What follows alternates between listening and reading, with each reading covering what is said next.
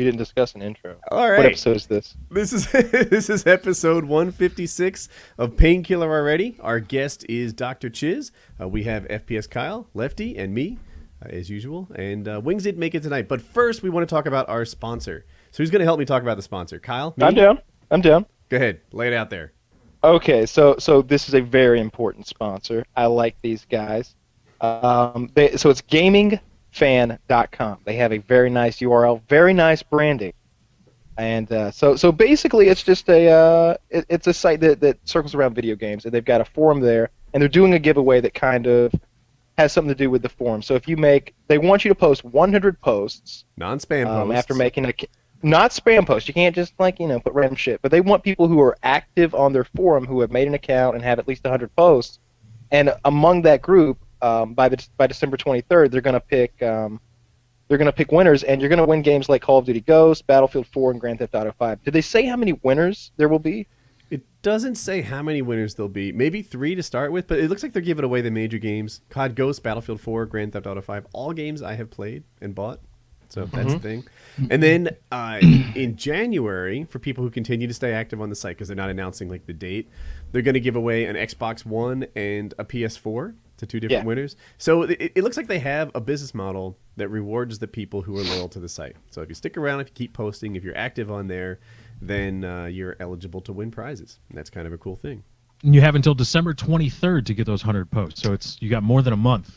Go talk about PK on there, You guys will have common interests. You can talk about PK on their site.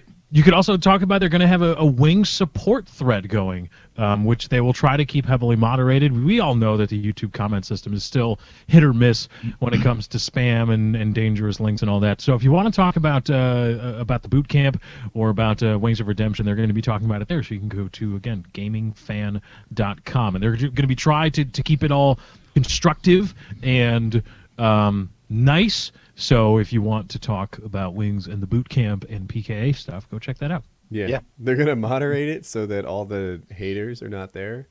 So I assume they have 3 or 4 guys full-time on staff. They've got health benefits and whatnot. They're just yeah, like they're proud of their jobs. Like, what do you do? I protect Wings of Redemption on a website. That must be a hard job. Taking nades in the trenches, man. It's rough. They're going to work dressed like a samurai on a daily basis. Just clocking in right now. Those people are getting death threats. Yeah. So Wings couldn't make it tonight. I take that back. Wings didn't make it tonight. So Wings felt what he said to me was that he felt that coming on could only be a negative thing for him and his channel, because he's really bummed out right now because he feels like, I guess maybe since last week's show, I think it's systemic from that, but he feels like the videos aren't doing as well, especially his gaming videos as far as the like ratios and stuff, and that's got him really depressed. And he didn't want to come on the show because I guess he felt like he would say something that would be, people wouldn't like again, and it would just put him farther in the hole. And whether we that's a good suggested decision to him that he not do that, but that wasn't an option that he was interested in. No, we all, and when I say all, I mean everyone at my household. I mean Woody and I, we all, we said to him, you should come on the show, man. Just temper your feelings, focus on the show, and do it. And he wasn't up for it. So we've got Chiz here tonight, who I think is excellent. Who's totally replacing Wings on the cast. Welcome aboard, Chiz. It's good to be here. Get the beard going. I was going to say, all right. Do you have a GoPro for your forehead? Can you... Right. I might already have Kyle, what you should do is you should just fly Chiz out there and try to bill him as Wings post boot camp. All right, the workout was so rough. This is what Wings looks like now. Okay, it was a really intense workout. You gotta get right, and now all of a sudden, Wings sounds like he's from California. Don't question. Just you gotta shave your head, get a GoPro. Now, Kyle, those tires, you can't get those tires. All right, you need the Pirellis. Okay. I can do this. Those fucking tires. That's it. Thinner wings. I want to choke him when he starts talking about fucking tires. Speaking of choking, did you guys see the video that I uploaded to the FPS channel? I did. So awesome.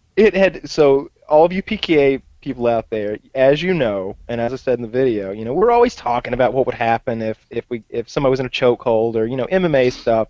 And one of the things that had come up many times was Wings saying basically, that that if he was put into an advantageous enough position that he could beat Woody, and the position that he thought he could win in was one in which he was behind Woody, had him in a chokehold, had the chokehold set in, and then you said go. And it kept evolving, right? Like it started with two men 6 feet apart facing each other, and then it started with like him having my back.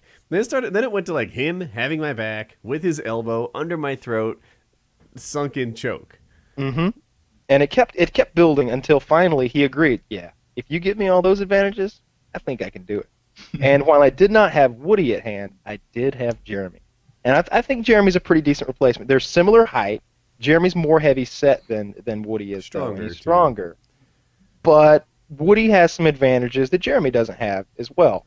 So I thought it was going to be a fair comparison, and I think it was. And so if you'd like to see it, go to youtube.com/FPS and check it out. I'll give it away. Jeremy snakes out of the chokehold and is ready to literally kill Wings. He gets up. Wings is still on the ground. He's behind Wings.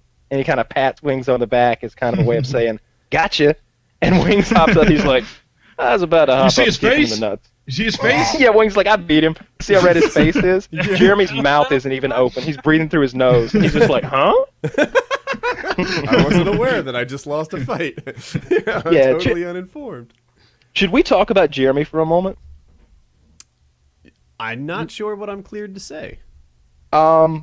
Maybe you should lead. Okay, so I had somewhere I was going with that, and I almost went blank a little. So Jeremy's been really good on the show. I feel like I like having him as part of the videos. I like his costumes and stuff, and he always goes above and beyond to do stuff we need him to. I guess that's all I'll say for now. Jeremy has a natural work ethic about him. Like if you were to give Jeremy a shovel and say you need a swimming pool, if you came back in a few days, there'd be one there. Jeremy is not afraid of hard work. He's not someone you want to give like a big long list of things that need accomplished that are complicated, because he's going to want to come back to you every step of the way and want to make sure it's done right. But if you give him a task that he's 100% on board with, like digging that hole or whatever, or dressing up as Gonzo Man and lifting weights, whatever, he gives it his all and he really goes after it, and it's been fun having him on there. What and so he spends all day carrying like 5 gallon buckets full of, is it chicken poo? Dead chickens. Dead chickens. Yeah. So Jeremy works on a poultry farm. It's 120,000 chickens, and he goes in and gets the dead ones out every morning. And feeds them to Wings. I was around Jeremy for like 5 days, right? And I just whatever, saw him, and you know what Jeremy looks like. He's like a stocky guy or whatever. And there's a train going by. I'm sorry about the train noise. And he's whatever. After like the 5th day, I noticed his forearms. Holy fuck! He has forearms like calves or something. They're like biceps. They're ridiculous. Or biceps at least. He has legs on the ends of his elbows. It is insane. The guy, I guess it's from carrying those buckets of dead chickens all the time or something? No, because I have done that before when I was younger, and my forearms never did that. Jeremy is a genetically better human being when it comes to his forearms than most men are, and really when it comes to his physique in general. Jeremy, when we were doing MMA all the time, we haven't been doing it lately at all, but when we were doing it all the time, like for 3 months solid, he had cut down like 20 pounds of fat, and he like even his stomach and his chest was starting to get like really defined and cut, and Jeremy was turning into a very scary individual. So Jeremy's one of those guys who maybe he didn't win the genetic lottery, but he's doing pretty well when it comes to physical stuff, and it doesn't take much to turn him into a scary human being. That's Jeremy. Yeah. Gonzo Man. And initially, I had the idea for Gonzo Man, and I thought, what if Gonzo Man was like had superpowers? Like, what if we could get like, and I was challenged him to do all these really difficult weightlifting challenges. I wanted him to clean and press 250 pounds, but he couldn't do it. But we were looking for fake weight plates. Apparently, those don't exist. So, but we have fun, and Jeremy is definitely an integral part of the show. I feel like when we're making those videos, he's there for a good laugh. Did you do anything that hurt Jeremy's feelings along the way? Because that one thing about Jeremy, feelings easily hurt. Feelings get easily hurt. he gets a little pouty sometimes with the costumes. Like he'll be like, "Come on, I don't need to wear that, do I? Do I need to wear a costume today?" And I'm like, "Yeah, man." And I tell him every time, I'm like, the viewers like it. They Yeah, like you. you're in the entertainment business. This isn't for us.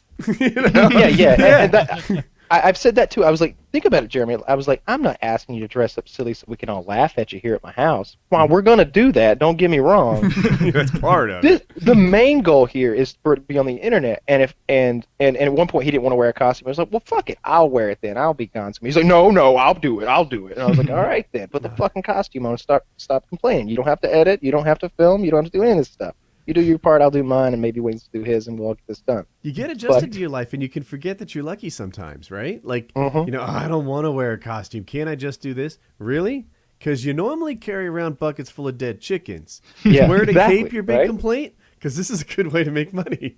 I'll throw a cape on, jump around like a foolish 10-year-old. And a lot of people have asked why Jeremy doesn't talk more in the videos. They want to hear him talking more. They want like Jeremy's point of view, and they want a sense into this guy's personality. Jeremy has a very, very strong Southern accent, the likes of which you guys who are outside of the Southern United States would find difficult, at least, to comprehend. If you've ever seen Snatch, and you know those gypsies have that really difficult to understand dialect, and the peppernickel blue. You're like, what? Peppernickel like blue? That's not what you just said. You like dykes? Yeah, you like dogs? You like dags? Yeah. Dags. That's Jeremy. I'll talk to Kyle and Jeremy will, like, I don't know, whip out like 12 syllables in a row, and he's like, Kyle? But Kyle speaks redneck, and he can translate to... Better than that. So, yeah. I speak Jeremy. There is a difference. I promise you, because redneck isn't that difficult. There are a few made-up words in the Southern, colloquial dialect or whatever. But for the most part, even if you're from England, you'll understand a guy with a very Southern American accent most of the time. And just here and there will be a word you don't get. If Jeremy went on the show, for example, and tried to answer some of these questions or speak for himself, there would be long parts where you were like, that all faded together. I lost you at the very beginning of that sentence, and you just talk for 10 seconds. I know other people who speak just like that, though. Like, so I used to be into off-roading. I mentioned it a couple times. I don't think these people have ever seen my buggy, but or some people call it a car. But anyway, in there, if you take cars into the backwoods and try and drive them over great big rocks, you will meet people who speak just like Jeremy. Are you sure about that? Because he has the banjo. He has a habit of doing that thing where all of his words stick together, like there aren't any, like his space bar is broken or something. I promise you, Kyle, Jeremy's not the first one I met that speaks Jeremy's. He is the first one I've ever met, and it took me 2 years, and I'm not exaggerating, to learn Jeremy's language and to speak it about 90% fluently and understand it as well. If you try and speaking it over a CB radio, which is common in the off-roading world. Yeah, that would not work at all. Yeah, I can't understand Jeremy over the telephone, much less a CB radio. Yeah, and I don't speak it as well as you do. I don't, but I've heard it before. It's difficult to understand. So that's why Jeremy doesn't talk, and that's why usually you've seen me. You'll probably notice me doing it in videos. I'll be like, I'll go to Wings and I'll be like, "What do you think's going to happen?" And he'll go on and he'll tell us, and then I'll go to Jeremy and I'm like, "All right, Jeremy, here's what I think's going to happen on your end," and I'll just be like, "Do you agree?" And he'll be like, "Mm-hmm." And that's all we need from Jeremy. Trust me. It's not that Jeremy's a dull guy or that he's a dummy or anything. It's just he's just not exciting to talk to, and you guys probably wouldn't understand it anyway. All right. Next topic. Do you guys want to go to... Like, I've got a whole list of topics here. I haven't really picked out which one I want to be first. Chiz, you had a list of topics. I still have it pulled up here. Let's talk about the fight. The GSP Hendricks fight? Mm-hmm. Cal, did you see it? I did not. What happened? I'll let Woody enunciate since he's the I guess I'll do my best. As I watched the fight, I thought the challenger, Johnny Hendricks, won 4 rounds to 1. And then they actually had it for the champion 3 rounds to 2. I've rewatched the fight. I've looked at it more carefully. I've tuned out Joe Rogan. So Joe Rogan has told everyone many, many times that as he's calling the fight, he doesn't think he does a good job of judging the fight. And he sort of, afterward, he's like, I need to watch this thing again. It's hard to explain, like, why this guy's moving his elbow there, what, who's doing this, what someone needs to watch for, what they're vulnerable toward, and judge the fight appropriately. So he's like, don't go by me too much. As I rewatched it, I can make a case for the 3-2 GSP thing. I thought it was 4-1, fresh watching it, rewatch it. But what clearly happened was the rounds that Hendricks won, he won by a lot. Like, there are 2 rounds that Hendricks won by a ton. And then there are 3 rounds that were like 50-50. And if you give all of those to GSP, then he wins the fight. And that's kind of how it went down. And I guess in the MMA world, a lot of people feel like the champion was given a free win.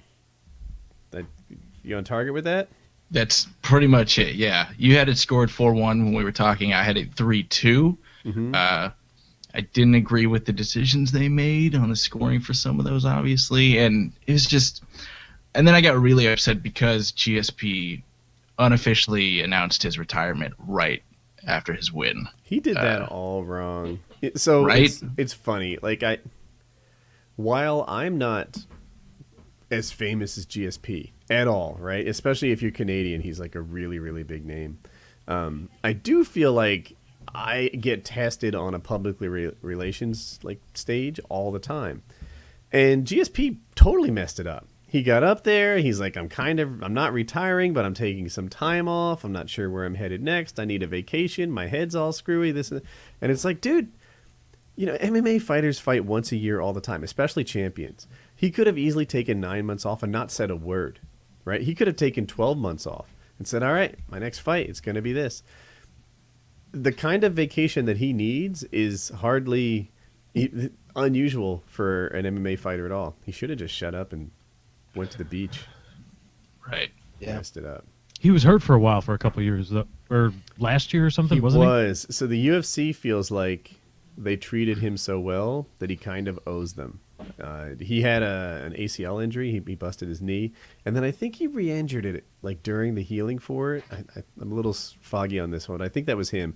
He hurt his knee. He was recovering. He re-injured it, and not as bad as Cruz, and then he came back and they let him keep the belt for a while. He took a long time off, and the UFC is like, look, you're in a very competitive division. There are a lot of guys knocking on the door wanting to be champ, and we let you stay champ while you got better. Now you're better. You did a couple fights, and you want to take off again? He's like, no. You retire or you don't retire. You can't just sit around with the belt taking your time off. We got a company to run here. And then Dana White was like, I want some time off. Lorenzo, give me some time. I'll be back in 18 months. Is that cool with you guys? He's like, no, it's not cool. We all got to work, right? It's... And I guess that's the deal. He can he has enough money to retire, so it gets really tough to control fighters once they get wealthy enough. Right. Because they have FU money. That's the best kind of money to have is FU. Wouldn't FU money be glorious? Like real FU money. I need 10 or 12 million. I don't even need that much. 3 million. Think about it. If I had 3 million, and I'm older than you, so that helps too, right? If you think about it straight up, I've got another 40 years to live, and you have another 60. Well, I don't know. You're a smoker, so maybe you got 35. I like to drink beer too. Yeah. If you don't stop smoking, you won't live another 60, but maybe 50. So I've got another 40 years to live. You have another 50. That's not as different as it was when I first started the conversation. I forgot that you were a smoker. Me?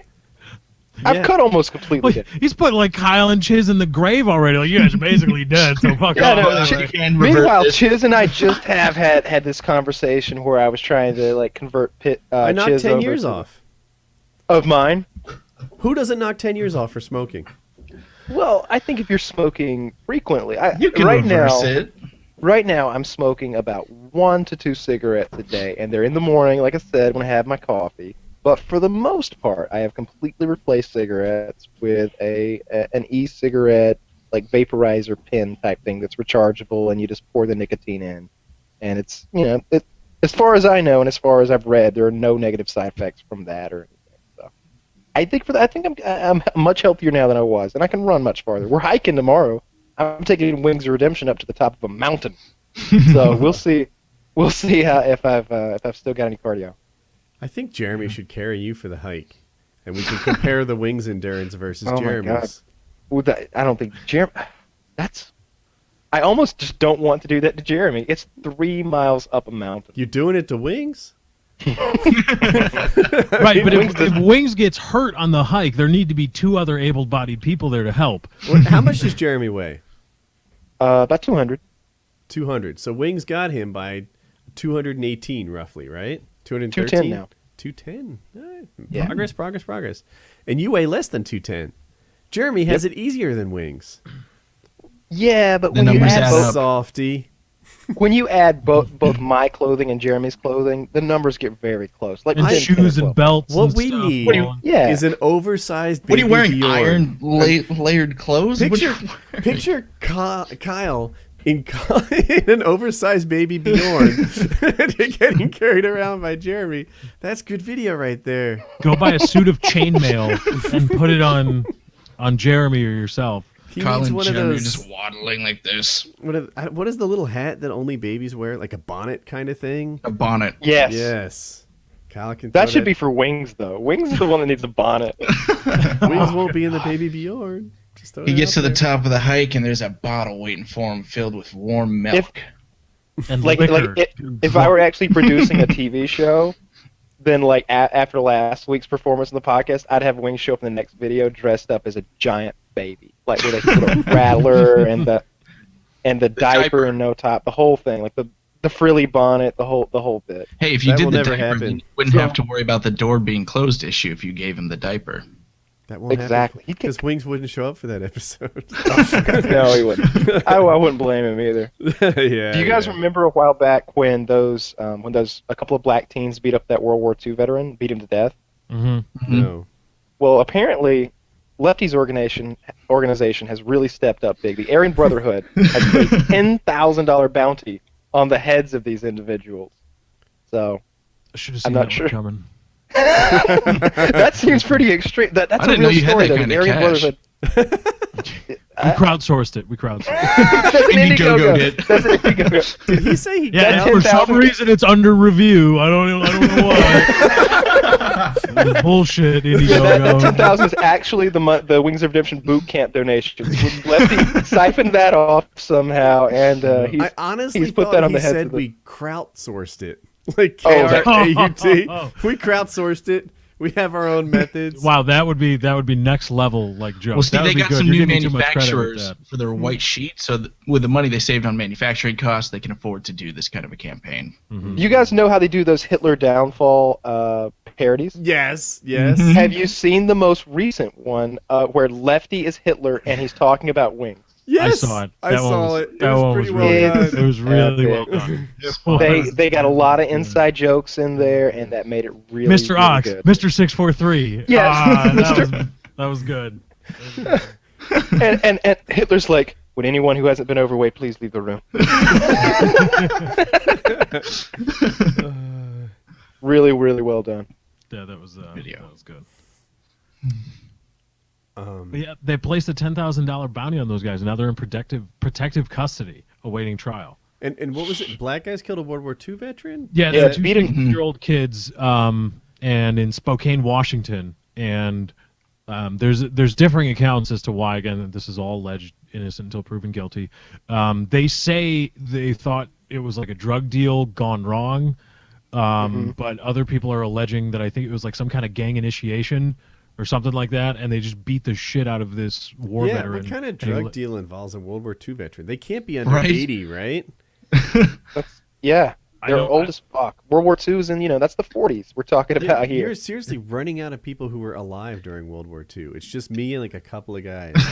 I was gonna say that, like, it's so douchey. Like, it's bad enough they did this, they killed someone, and it's a vet, but there's like 5 World War II vets left on all sides of World War II, not just the United States. Mm-hmm. That's just so douchey. Yeah.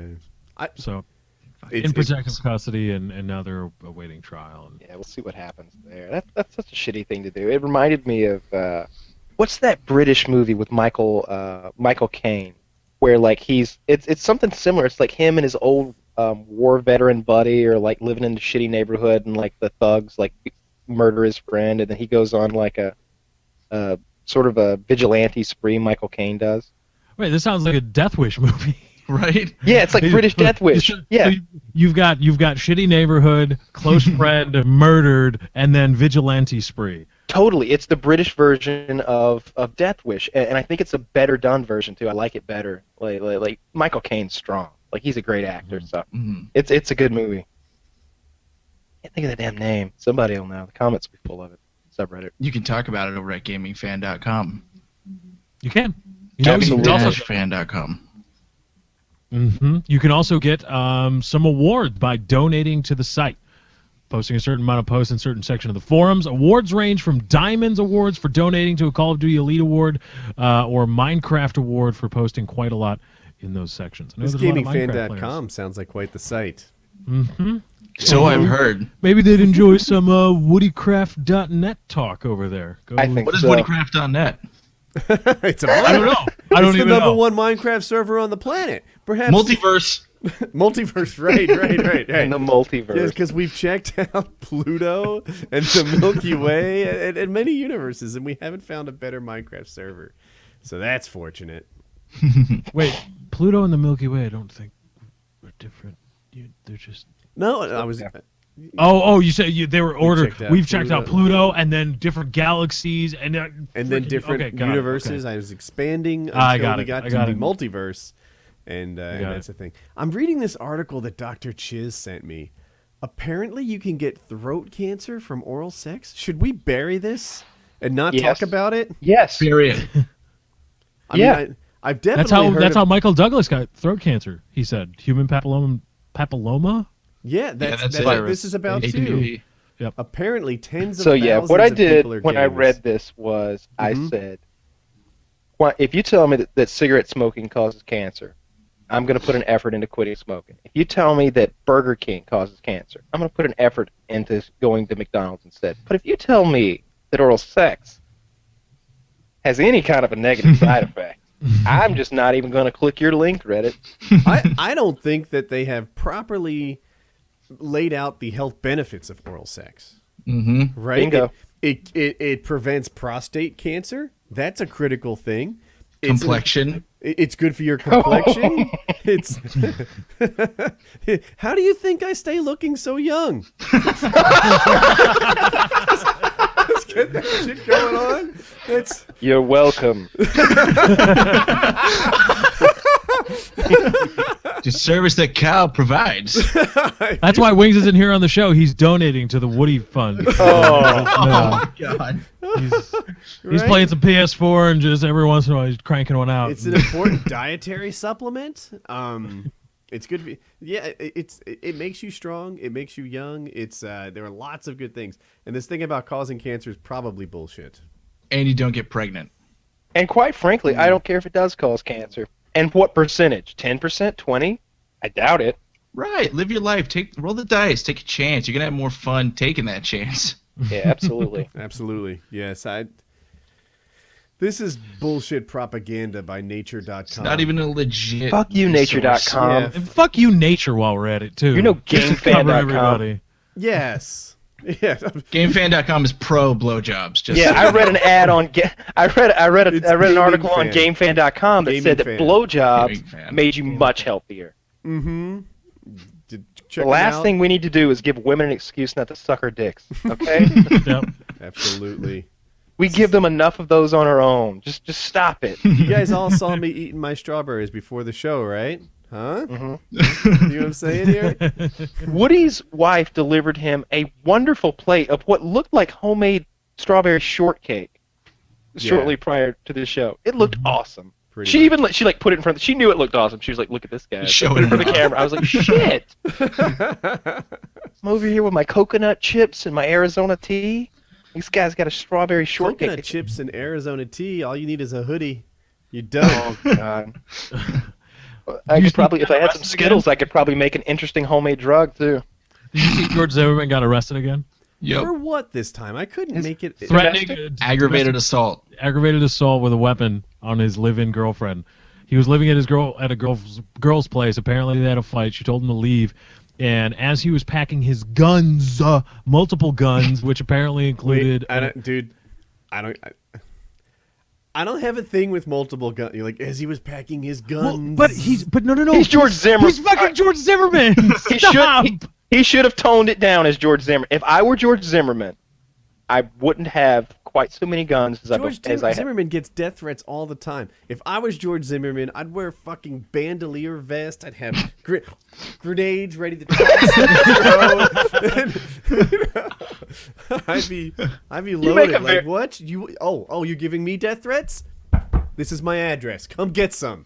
Woody makes a strong argument for Zimmerman having multiple guns. But you know what he doesn't make a strong argument for? Then pointing the double-barrel shotgun after he had already like packed his Car-15 or something, and pointing his double-barrel shotgun at his girlfriend. Just pointing it at her. That's inexcusable. How crazy would it be if he had like added some little, so if he'd said something that was related to the Trayvon incident and like threatened her with that.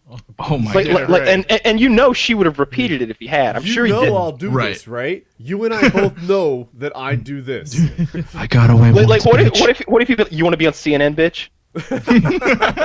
You want to be a court TV motherfucker? You're gonna be nothing but.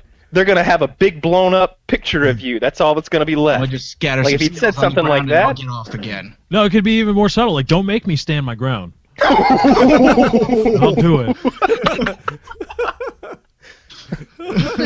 Don't you at some point, like, yeah, you're getting death threats and stuff, but even after the Trayvon Martin thing, when he got pulled over, he was fucking packing. He had to tell the officer, yeah, there's a gun in the glove compartment. When there was an altercation at his other girlfriend's house, the one that maybe even committed perjury on his behalf during the Trayvon Martin thing, his ex-wife, or his ex-wife, yeah, good call.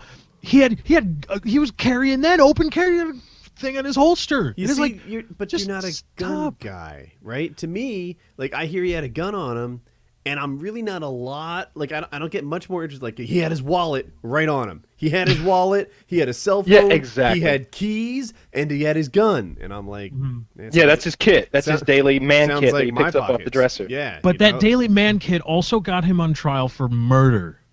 He got away with murder. He was found innocent of those charges. He got away with murder. But at some point, I've tempted fate one too many times. I'm laying down my arms, and I'm gonna step away from the craps table at some point, or you're gonna crap out. This is a guy that gets death threats every day, right? I get death threats now and then, but they're all stupid. This guy gets legit death threats a lot. Right? There are people. There are bounties on his head. There are rewards for killing him. He has a really solid case for walking around armed. And when I hear that he had a gun on him or even multiple guns in his home, that's normal behavior to me, right? Kyle, back me up here. Oh yeah, I'm totally with you. Yeah. Wait, are you saying he carried all his guns in one trip? What a lightweight. An arsenal is small. I can relate to that. Yeah. So yeah, if I'm George Zimmerman, I will always be carrying a gun for the rest of my life unless his privileges are taken, because there's so many people that want that guy dead, and he's so recognizable. If I were him, I'll tell you what George Zimmerman needs to do. He needs to get on the FPS fucking boot camp. eating. Yeah, stop. That's who I would love to have George Zimmerman in the FPS boot camp. Like, get that guy. Let's trim him down. Make him unrecognizable. Yeah, he probably eats 7 meals a day. When you start stringing together a pattern, Zimmerman's losing me, right? Like, we were kind of on the look. Like, we don't know what happened. The only people who really, really know what happened were Zimmerman and Martin. And Martin was no choir boy, right? Martin was the wrong guy to take down Zimmerman. He was a druggie. He was suspended from school. He was a thug guy. Like, he had the ingredients on him to make a homemade drug. Yeah, that's what he was doing. He was going out and he was making drugs while serving his suspension from high school for doing drugs. The guy was not, any kind of choir boy. All right, so that's Trayvon Martin. But when you string it together, Zimmerman's got a problem apparently being physical towards his ex-wife. He used violence as a first option towards Trayvon Martin, and he seems to be using violence as an option towards his current live-in girlfriend. The gun thing, I can relate to the gun thing. But I'm not shooting anybody, not beating up any girls. Not pointing it at your girlfriend after an argument. You know how many times I pointed the gun at a person? Never. 0. Zero. Unless you count when you point it into the camera, and then it's like 150,000 or Yeah, something. right. There's It's millions. a little scary when But that yeah, happens. yeah. So I've been carrying guns for I think like 7 or 8 years now, and I've pulled it out against someone. I'm up to 0 now. 0. Never happened. But don't you one- then at some point don't you realize like, all right, I have a right to this gun, and I will side with George Zimmerman on that idea that is his right to own and carry a firearm within the law. I understand that completely. But don't you at some point become introspective and you're like, you know what? I've had all these problems, and I'm really, really, really likely to pull a gun out and get myself in trouble into a situation. Because people have arguments all the time. Yeah. When you pull a gun out, that makes it really I was serious. thinking if you were to replace me with Zimmerman, right, on that same night that he shot Trayvon Martin, right, and give me that same role. So now neighborhood watch. Trayvon Martin comes climbing over the gate into a secured neighborhood. I don't want to sound racist here, but we'll say looking frightening, right? Like, can we just admit that he fits the profile of? Now I'm all racist. Fuck, I He haven't doesn't- said that. But yeah. No, Anyway, no, I he's think what young, you're going he's for is strong, he he's a doesn't varsity belong. Football player. He's- Oh, nice. He doesn't No, belong. because of the neighborhood. You know, if you're the neighborhood watch guy, then you go to all the meetings. and he knows you know who all the lives kids there. in the He's neighborhood. but this guy just climbed the fence into the thing. He's wearing the hoodie. He's doing his thing. He's out in the rain. We don't know what's up.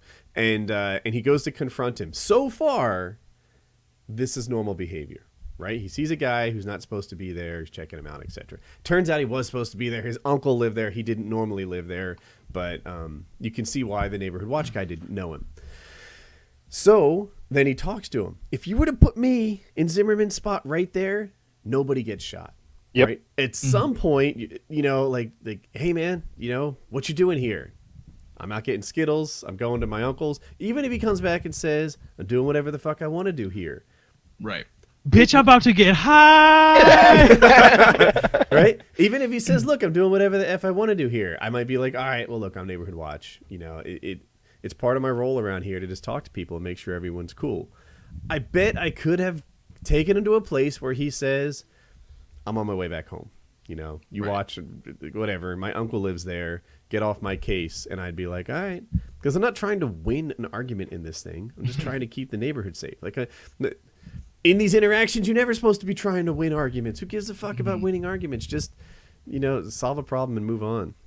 Right, and that's the thing. There's a responsibility, which you and Kyle know, of owning a gun. It is a last resort thing. It's like learning mixed martial arts. You could kill someone with MMA if you wanted to, but when you're in a bar fight and somebody throws a punch, that doesn't mean you unlock all of your knowledge of mixed Yeah, it martial does. arts. and Yeah, it does. kill Once they throw the punch, then you break their arm. You break their arm. Okay, but I you have been break their waiting to arm. break- I Would have you been break waiting their to arm? tear Is it. that what you want? I think Kyle would. I want to choke him unconscious. I feel like... So, Kyle, you've been choked unconscious, right? Yes. That confusion you have afterwards would be glorious. This happened. would- Oh no, this didn't happen. My instructor was telling me about a road rage thing, right? So this is a couple years ago. My first instructor. The traffic incident. Yes, but it didn't actually happen. The guy was like cutting him off. He was doing a thing, and if I remember the story right, he's like, you know, what happens now? And I forget if he was gonna choke him or if he did choke him. But the part that really burned into my head was, he's like, then he wakes up, and I have to explain to him that he just got choked out, and that's really awkward. That's the part I would love. I would just love that. I would love to choke a guy out, and he'd be like, what happened? Where are we here? And I'll be like, you just got choked out. Are you feeling dizzy? Take a breath. And Have another beer. yeah. I guess it depends on the scenario. If it was somebody, if it was somebody I wasn't all that mad at, and I was just trying to diffuse the situation, yeah, choking them unconscious is a great way to go because there's no negative side effects, and you just turn them off for a few minutes. It's And really there's no that is- physical. We are talking there's to no a lot of evidence. people, and some of them are young. Oh, Don't fair choke enough. people out as Yeah, don't choke people Yeah. out. Leave that Dangerous. I'm a but trained professional. I'd rather they choke someone out though than what they do nowadays, where they, you know, usually back in the day, someone hits the ground, the fight's over, you've won the fight. But now it's like they're curb stomping their faces in, kicking them. They're knocked out already, and they're kicking them in the gut. I'd rather you choke people out than resort to ground and pound of an unconscious person. Well, Yeah, punching somebody in the head is a serious thing. Like that's Right, but you've hit them on the butt and they're out. People But nowadays, if that's- someone hits the ground, they kick them in the head and they're already lights out. Yeah, Not good. Did but you guys hear that sound? I didn't hear anything. I don't know. What did it sound like? What'd you hear? Are Something you on my playing computer. Minecraft again? What are you doing? Something Stop. on my computer made a sound, and I'm not sure where it came from. I'm sure it's in And the it's recording. Oh, I probably a hate bomb. that. I hate that. Ugh. Yeah. It's like, what the hell? I'm like, oh, this program has this feature. When he plugged his phone in, he's looking at porn. But you see, I was thinking about that the other day, and it's Thinking about like, porn? We all do. well, Yeah, that's But- forgivable. this, like, you know, because guys like to fantasize about stuff like that. Like, man, if I'm We're in a still bar on the fight, porn thing? actually, you know, yeah. But it's like, you know, if I was ever in a bar fight, or if I ever had to stand up for this person or that person, I'd fuck that person up. Like, ooh, I would kick some ass.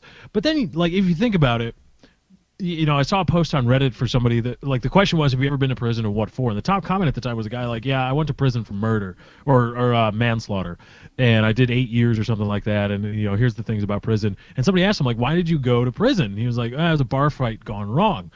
And I thought about that for a second. And I'm like, you know, I don't think a lot of people take the time to appreciate how serious punching somebody really hard in the head can get. Have you heard of the Like- knockout game? I've read about it, but I sounds don't know what it really is. Dumb. It's it was featured on CNN today or yesterday, which is how I heard about it. And then there's an MMA fighter, Eddie Alvarez, who also made a vlog of, you know, with his reactions to the knockout game. And basically what it is a small group of thugs will go up to someone, and that someone is usually distracted, like on the phone or something, maybe 50 years old, and they'll try to one-hit a quitter that guy, right? Hit him right on the button, drop him out cold with one punch. It's the knockout game. They used to do something in England a couple years ago. It was a slap game. Basically, you'd go up to someone and really slap them. Like a good slap is not too far from a No, punch, right? It's Like, disorientating. So I've seen someone knocked unconscious by a slap before. I have not, but I believe it. Scott once slapped someone so hard they were knocked unconscious, and I saw it. A slap is no joke. It is not a bitch slap, if you will. There was a guy named Bassrutten who fought in an organization called Pancreas, I think it's Pancreas is how you pronounce it. And he was I think the heavyweight champion. I don't know if they have weight classes, but he was the champion. And he had figured out a way to open hand punch. There was a no punching league. And this guy would just be like, pa, pa, pa, pa, pa, pa. And he's like, what? These are slaps. Pa, pa, pa, pa, pa. It's open-handed. and he had a technique where he could open hand punch people, and he was the champion of that league for a while.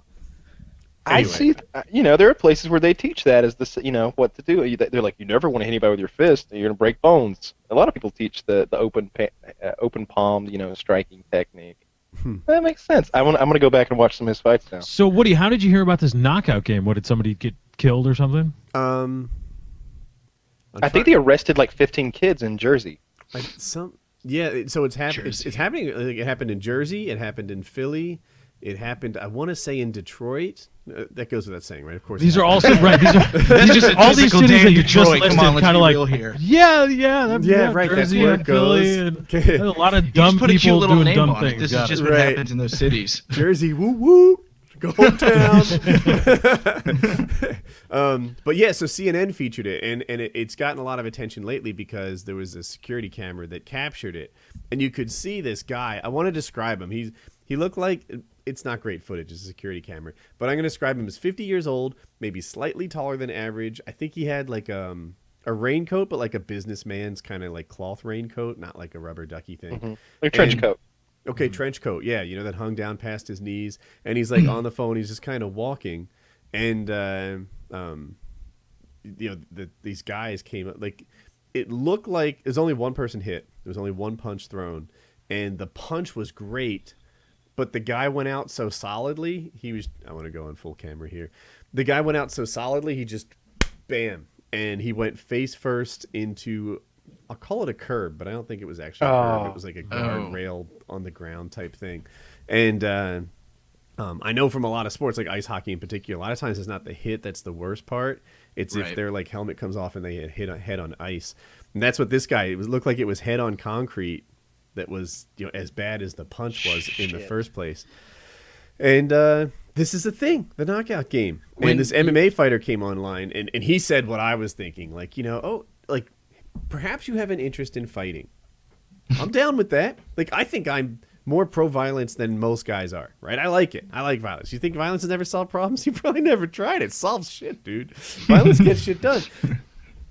But, engaging in violence with people that don't want to, like, that's not right. That's not the way to go. Go to a gym, dude. Go sign up. You can channel all this stuff. And instead of you being the biggest loser in the world, picking on some 50-year-old guy who's talking on his phone, you can go find a peer and challenge yourself and make yourself into something. Even if you never achieve great success in the gym, to the level where you're like even an amateur fighter, you get tested and you learn something about yourself. I like MMA partly because there's no bullshitting in it, right? Joe Rogan talked about this for a while. He's like, you are tested and measured every time you step into this gym.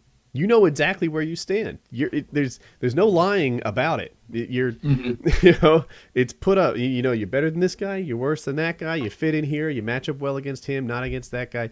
And everybody knows. And there's nothing fake about it.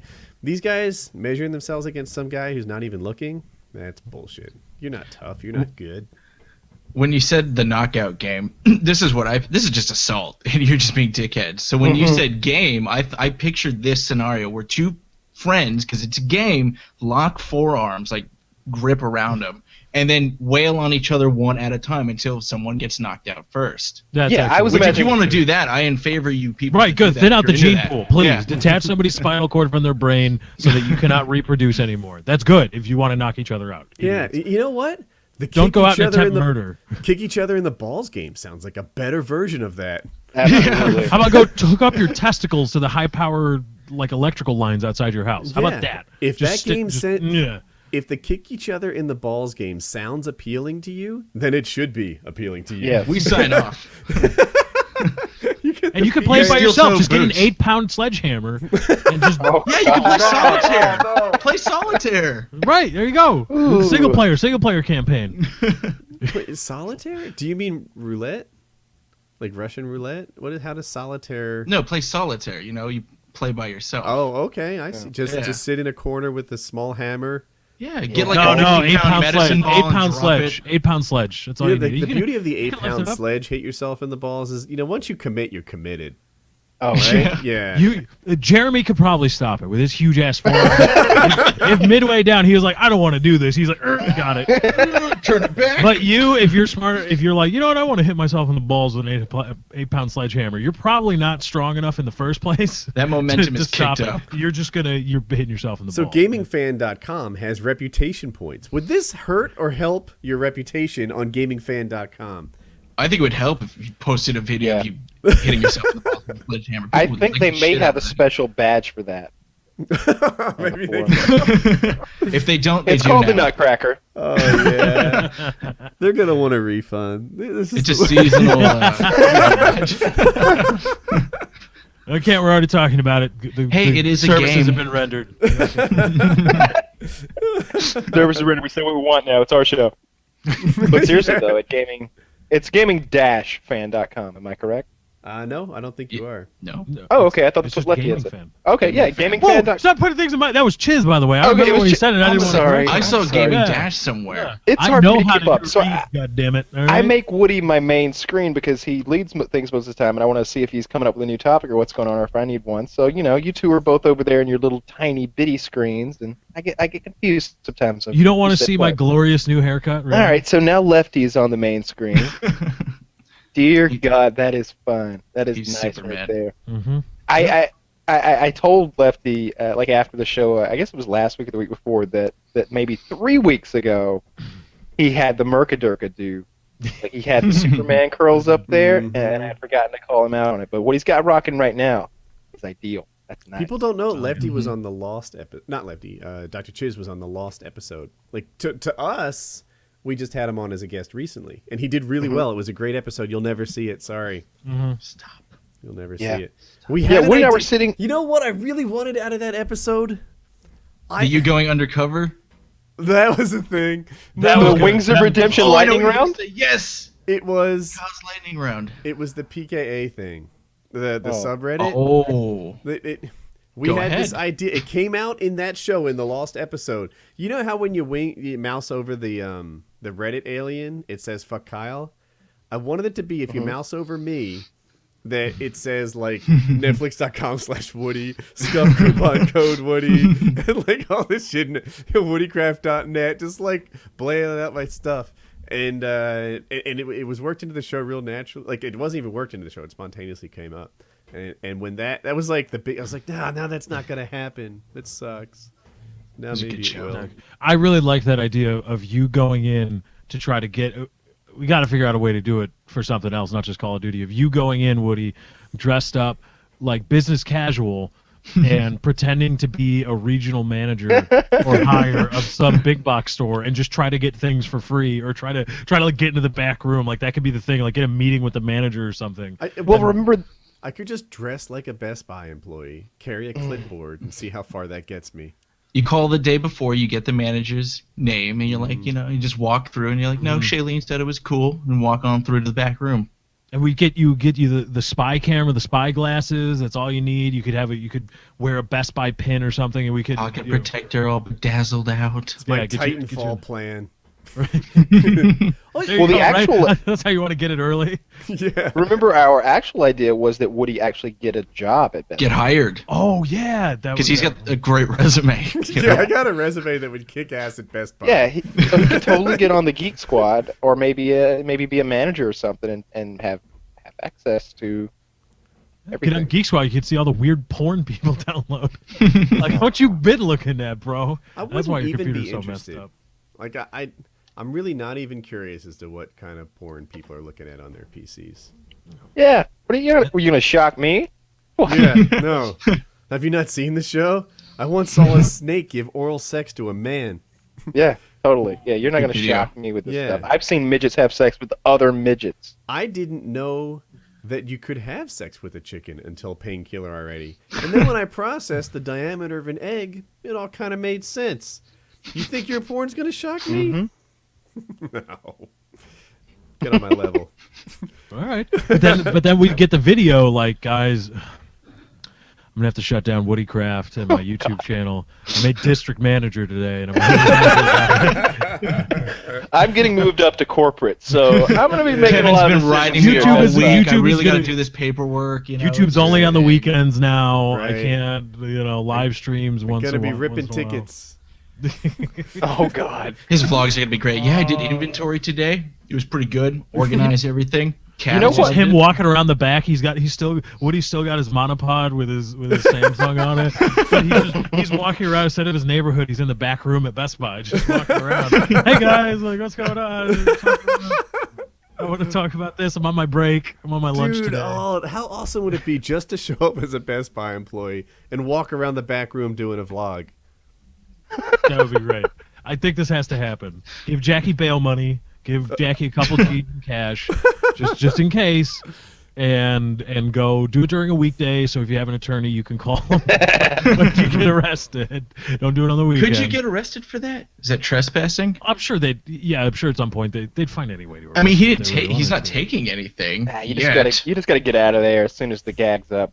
Right, as soon as just, the gag's up, just admit it's a gag. Yeah, I gotta go, but guys by and just walk out. I mean, a lot of those retail stores, they leave they're going in and out. They leave them open. You walk It's by like and one see of those. the warehouse. Yeah. The doors don't even shut. They're like those saloon doors. Guys, this is no things. big deal. I've been filming this whole time. I'm a big YouTuber. My name is PewDiePie. Gotta go.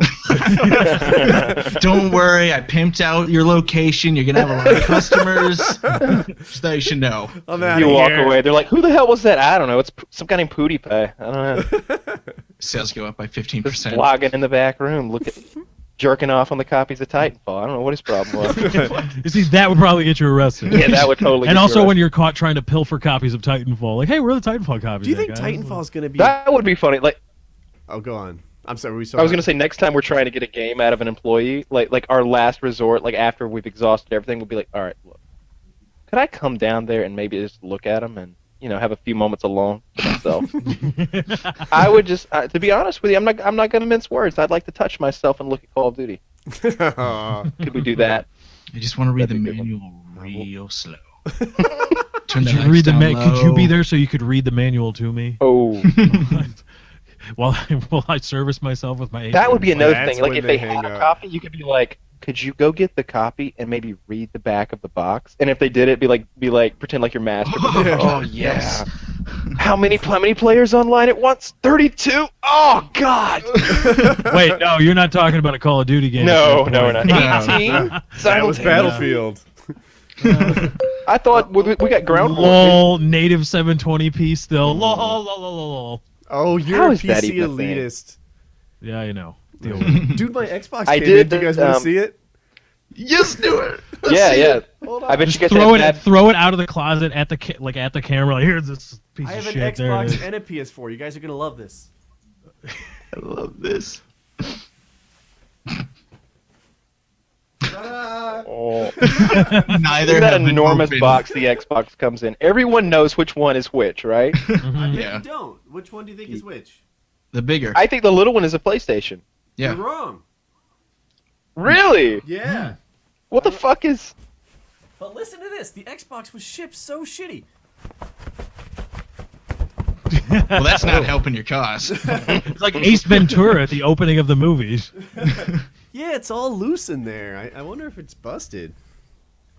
I don't know. Woody is preserving that PlayStation 4 to let it age, and it's gonna be worth more later on. He's not gonna open it.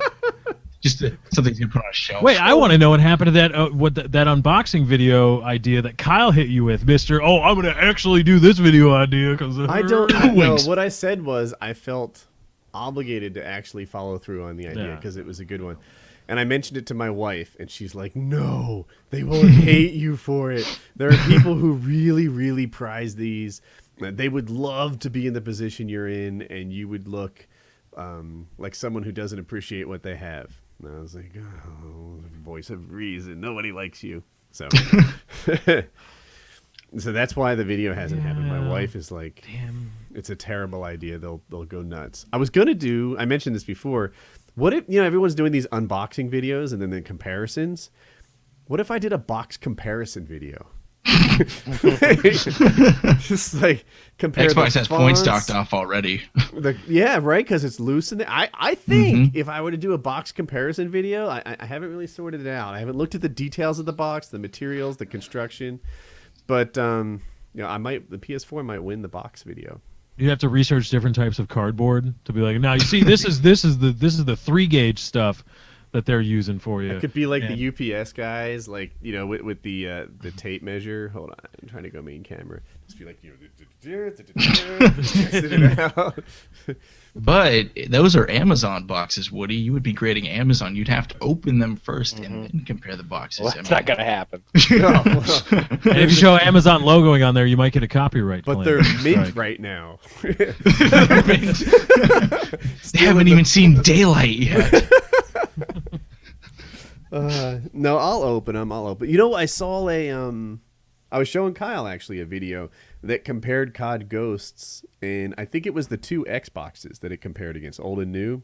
It's a good video. It looked way better on the new Xbox. Yeah. People have heard me talk about how bad the colors are on COD Ghosts for nearly as long as I've played COD Ghosts. And I look at it on the Xbox One and think I could play this game. It looks light years better. Can you Yeah, it link looks this much video? better. I'd like to check it out to see. Yeah, You I'll know, get you a yeah, link to it. I still don't have the money to buy, but and that's that's good. I'm joking. A lot of people have probably already made up their minds about what I said about PC gaming, but I talked about it on Twitter, and I watched somebody, I watched Gold Glove stream PlayStation Battlefield 4 from the PlayStation 4, and I originally joked like, look at all that aliasing, ha ha ha ha ha. But I have to be honest, like especially for Battlefield 4, and this is just like a microcosm of the leap that console gaming is about to take. You can confuse, for a little bit at least, you can confuse someone into thinking that like next gen Battlefield 4 gameplay is actually PC gameplay. Now, one thing, I haven't played Battlefield 4 on the console. I played Battlefield 3 on both, and the server browser experience is much better on the console. Yes. I Battlelog sucks on PC. Hate it. Yeah, like I go to the servers, I'm not quite sure what to get. I often play game modes that aren't my first choice just because there's people on it. And I bet maybe someone with more experience has no trouble, and, you know, the Cheers song is in my head. They probably have some server where everybody knows your name. But but for me, like, I'm just like, oh, shucks. You know, the only one is some 64-man capture the flag. Like I'm ever going to do anything impressive against 64 people. I struggle to do well in that game type. Apparently, Battlefield players don't really like watching TDM. It's a game mode that COD players adapt to more easily than the other ones, but they don't want to see it, so I try to play, like, you know, Rush or something. And but on the console, you can always get the game you want. Just find the closest server, grab the game mode, you're set. It's a much better experience. That's true. But there's a definite leap in console gaming. There's a visual leap. fidelity, and it's gonna continue to as you know, because this is gonna be the hardware for 5 to 6 years, maybe more. So they're gonna figure out how to squeeze every last ounce out of every single gig in those machines, every single clock cycle or cycle of that GPU. They're gonna squeeze everything. If you compare COD 2, the first COD on the Xbox 360, to Black Ops 2, which I think is the best looking COD in the series, it's night and day. It's just dramatically better. And then it took a step backward with COD Ghosts. Hate all you want. That's what happened. It did take a step back with COD Ghosts. And the reason I think is because they had to make a game that would play on both consoles, and I think that was doubly crippling for the design team. I think there were reasons why programming for the Xbox One made the 360 version not as good, and there were reasons why programming for the 360 made the Xbox One version not as good. But like Woody said, after watching the comparison video, and I watched a comparison video between Battlefield 4 on both consoles and COD Ghosts on both consoles, and they are much better in both cases. Yeah. And I was looking at single player footage from Battlefield and multiplayer of Ghost, and Woody and I both agree. He said it, but I definitely agree that, like, Ghosts on 360, it seems like there's a dull, almost greenish, sort of foggy haze. Yeah. It looks like it reminds me of when I'm in editing software and I add an effect that I don't like, and it goes the wrong direction. I'm like, oh, let me hit that red button. That needs to come back off. That's not an effect. That's it. Yeah. If you've ever done color correcting, especially in amateur color correcting, like I know Kyle and I are. I'm not really sure how good you two are at color correcting. You go the wrong way sometimes, you know, like, oh, this thing's blue, let's slide it. Whoa. Control Z, undo, whatever I just touched was the broken button. But when I watched the Xbox One version, it was like, that's what it looked like. It looked like somebody clicked the undo button and then boosted the sharpness and added another 2 or 3 layers of like effects. Add some saturation. What did I say? It looked. I think I said the Xbox. I said that Call of Duty Ghosts on the Xbox One versus 360. It looks like you're playing on the same maps, but on a really sunny day rather than a drab. That's what I said. It's night and day. And Woody showed me the same video, and it was on Freight, which is already a snowy, dreary map, at least on the 360, and it's really foggy. But then on one, it's like the sun is out on this map now. Like, the colors are bright, they pop, and there's like a sunlight source now, night and day between the two consoles. So here's a question I've been asking myself. Titanfall, where do you think it's going to be better? Like, so I generally play, I'm saying fast forward because I say it all the time, I generally play games on the platform which it's considered to be best for, right? Assassin's Creed is a console game, Borderlands is a PC game, Call of Duty is a console game, Titanfall is a what? I want to say, I think it's Xbox One because they're pushing that a lot, like that's their selling point. But I want to say PC because it's a Source Engine based game, which is typically where a lot of good PC games. Yeah, they're using the Source Engine. That engine is so old. I wonder. Source 2 is coming out. That doesn't make Source any newer. It makes it older. But Left 4 Dead's a great game. Would you not agree? Left 4 Dead might be the greatest game. It is the greatest game. That was what you were trying to say. I stand corrected. Yeah, Left 4 Dead. You guys have heard me talk about this before. Left 4 Dead turned strangers into friends. That's what was so amazing about that game. Everyone was in it together. Oh man, I could play that game right now. But there's 4 of us right here. There we go. And then you dissolve, and then all of a sudden we're all just playing Left 4 Dead for the rest of the show. God damn it, Kyle! Stop shooting me. I've never played. I know. What? That's why I picked you. Yeah, Left 4 Dead's the best game. If you ever wondered what the best game was, you might think it's COD 4. No, the best game is Left 4 Dead 2. Wait, no, Left 4 Dead 1. Well, I've only played Left 4 Dead 2. I like 2.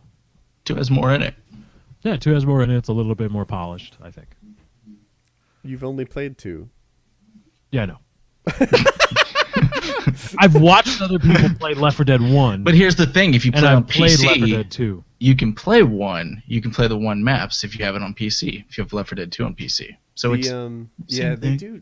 Oh man, they do good value stuff on PC. Some people argue that PC gaming is cheaper. I'm not one of them. I think PC gaming is more expensive. You do have to like you're buying a PC anyway. If you really say like, all right, I was going to spend $600 on a PC, but now that I'm a PC gamer, I'm going to spend another $200 a year on it. But your games are cheaper, then it gets close. The value call. I mean, don't forget, as a console gamer, you're spending 60 or is it still $60 a year on Xbox Live or? Yeah, they drop it to 40 occasionally, but yeah. Okay, so that 200, there's a lot sucked up there. So now you just need to find 140 in savings on the games themselves. I think it's still more expensive, but it's getting closer, and it's in some ways it's better. But anyway, Titanfall, PC or console? I'd like it to be on PC because that's where I'm going to play it. Yeah, so I hope that's where it's the best. But it seems really complicated. Like, it seems like that would be a place where all the things you have available to you in KB Mod is where it would shine. Doing all the things with the mechs and whatnot and all that stuff. I don't know. I hear you. I just think it seems like a platform where you can really stress the visual capabilities of a computer. And I mean, this Xbox and Xbox itself is never going to keep up with what the PC can do in a game like Titanfall, I think. Then again, it's an old engine source, so. Well, now I'm going to change my vote to Xbox One because it's going to be picked up more than likely very well received by the competitive gaming community. And they don't play on PC. Those are COD players going over to Xbox One on Titanfall, which will probably help its life cycle out. Interesting. Xbox One. A competitive scene does help a game's life cycle, for those that don't know. Wow, wouldn't it be interesting if Titanfall replaced COD as the game? But it won't because it's not cross-platform or multi-platform. Right, what am I thinking? Damn it, I forget that. I wish it Halo was 2.0. Yeah. It's only on Xbox, right? Xbox and PC. Yeah. Xbox 360, one in PC.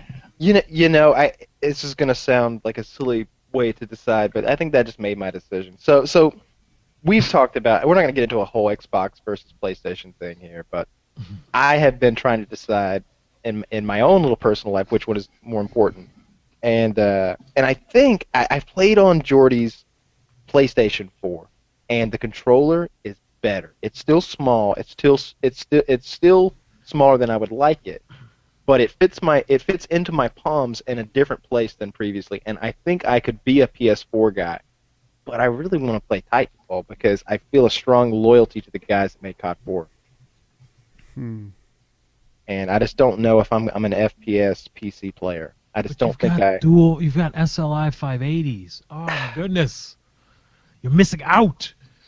Man, I love it. You even love Arma. You haven't probably even bought that yet either. Arma 3. You were like last week. You were like, oh my God, dude, I watched Arma 3 videos because Wing said that he's like, Arma 3. It doesn't really look like that. If you check out the gameplay, like that picture that you're seeing, is like a still rendered, photoshopped, wonderful thing, whatever. Wings is lying. Armor 3 is amazing looking. Wings was wrong. I could get you. There's a channel.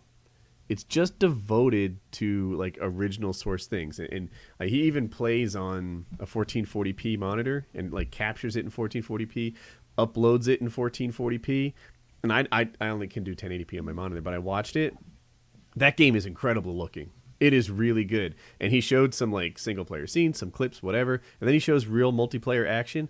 Armor 3 looks incredible. I have no idea if the game is incredible. I'm not endorsing the game, but when you talk about like, well, I think at the time we were comparing next gen consoles to what PCs do, and dude, Arma 3 looks amazing. There's more to the gaming experience than just the visuals, of course. You know, heck, I would argue that at least in my PC experience, the mic is missing way too much. You know, like when I play COD. I tend to work as a team all the time, right? Even among strangers, you know, I ask for help, I give help, I call out things. Almost every death, I'll tell my team where the shooter was, and it functions a little bit like a UAV. And it even before YouTube, people wanted to play with me, right? Like, I was just kind of a friendly guy, and you know they team up with me or whatever, and that's how I play. On the PC, nobody's talking. If you were to talk, it's against the culture, right? You know, like, shut up, douche. And that to me is something that the PC community could learn from the console community. Yeah, PC gaming isn't good for going in to make random friends. No. Voice chat. You know, if you want to talk to people, you pretty much got to go in, like, you got to get people together in a Google Hangout or on a TeamSpeak server or whatever. And then go play your game, all of you together. But that blows. There's not that sense of community from what I understand. That unusable mic single earbud thing that the PS4 comes with was a mistake. Wings showed me that thing, and I don't know if it was Jeremy or who was standing there, but it was someone who was like a non-gamer, and I presented the issue to them. I was like, well, he just has bought this thing. This is the brand new PlayStation, the first in like 8 or 9 years or whatever it's been, and it costs, what is it? It's $400. And I was like, it does this, it does that, it has all this impressive hardware. Look at the controller; it has a screen on it. But There's a speaker this is on the it, too. microphone that they ship with it for you to communicate with people across a broad array of games, including games that require teamwork and communication. This is it. And they laughed. They were like, my phone comes with something better than that. That looks shitty. I wouldn't use that. They were like, don't you have a cool headset? I was like, yeah, of course. I was like, the only way I want to play is with 7.1 fucking surround sound. I want to feel those gunshots. But, you know, they shipped it with that shitty-ass mic. I want to circle back to the sound. But and that corrupts the whole community, right? On the Xbox, you can talk to reasonable people who are trying hard at the game wearing that stock mic that either came free or you could buy for $19. You know that one-ear boom thing from Microsoft? The whole Microsoft Xbox Live community got to talking. And I know that the cliche is the 12-year-old who slept with your mom or whatever. But, you know, if you give out a good vibe, you can get people who receive it or who are receptive to it and have a really good experience. It sucks yet again for like the last 10 years and the next 10 years, 20 years of bullshit from Sony. They're not going to have a reasonable community on there because they ship with no mic or next to no mic. And their party system, I think, is either not there or it's shit, at least on the PlayStation 3. And that's something cool to think about. Like, originally, I'm also hearing it's better on the 4. Netflix client? Okay, so I looked at the Netflix client for maybe 60 seconds. And at first I was like, oh yeah, much better. Then I went downstairs, and I guess there was a Netflix update. Same thing on my 360 now. Really? I may be like speaking blasphemy right now, and I don't know what the fuck I'm talking about. But from the 60 seconds I spent looking at Wings PS4, and that's what I said. I was like, let's check out the Netflix client. Woody had mentioned it, and he downloaded it, and we checked it out. It's the same thing as Xbox from what I saw, where you've got horizontal lists Mm-hmm. that are each a category that kind of go on into infinity almost. They loop around actually, and then on top, which is probably 50% of the screen, you have a big banner that's specific for each movie, and you've got like a critic's little. You're looking for suspense, you found it, So kind of thing. that ties in with an article I read saying that the Netflix client is going to be brought in sync across all platforms. Like they want to update your TV, your Xbox, your PS4, etc. No longer are these platforms going to try to have a better Netflix client for a competitive experience. Instead, there's going to be a common experience across every platform. Netflix.com/Woody, by the way, you can get a free month there. It's fucking amazing. Netflix.com/Woody. Free month. That's how you do it. And if you want to post your review of any of these gaming platforms or Netflix clients, you can go to gamingfan.com. It's a current feature. They're coding it now, but users will be able to submit their own reviews, tutorials, and videos, and you can get rated as well as receive comments and feedback on all your work. And you can post your YouTube videos there, which can also be rated as the highest rated video each week, and you will get a special announcement from the site. And it's currently being coded once again, but you can check that out, gamingfan.com. Go there again if you want to enter to win some giveaways for some video games, and if you're currently active on into January, you could win a next-generation console. Yeah, giving away consoles, giving away games, pimping YouTube channel. This is a gaming site that gives back to the people that give to it. And to tie in with the kind of console talk, I mean, they've got awards on there, and I'm a sucker for achievements, so I know I'm going to go there. What is your achievement score? It's 55,000, I think. Wings of Redemption 2.0 right here. You guys can't hang. It's okay.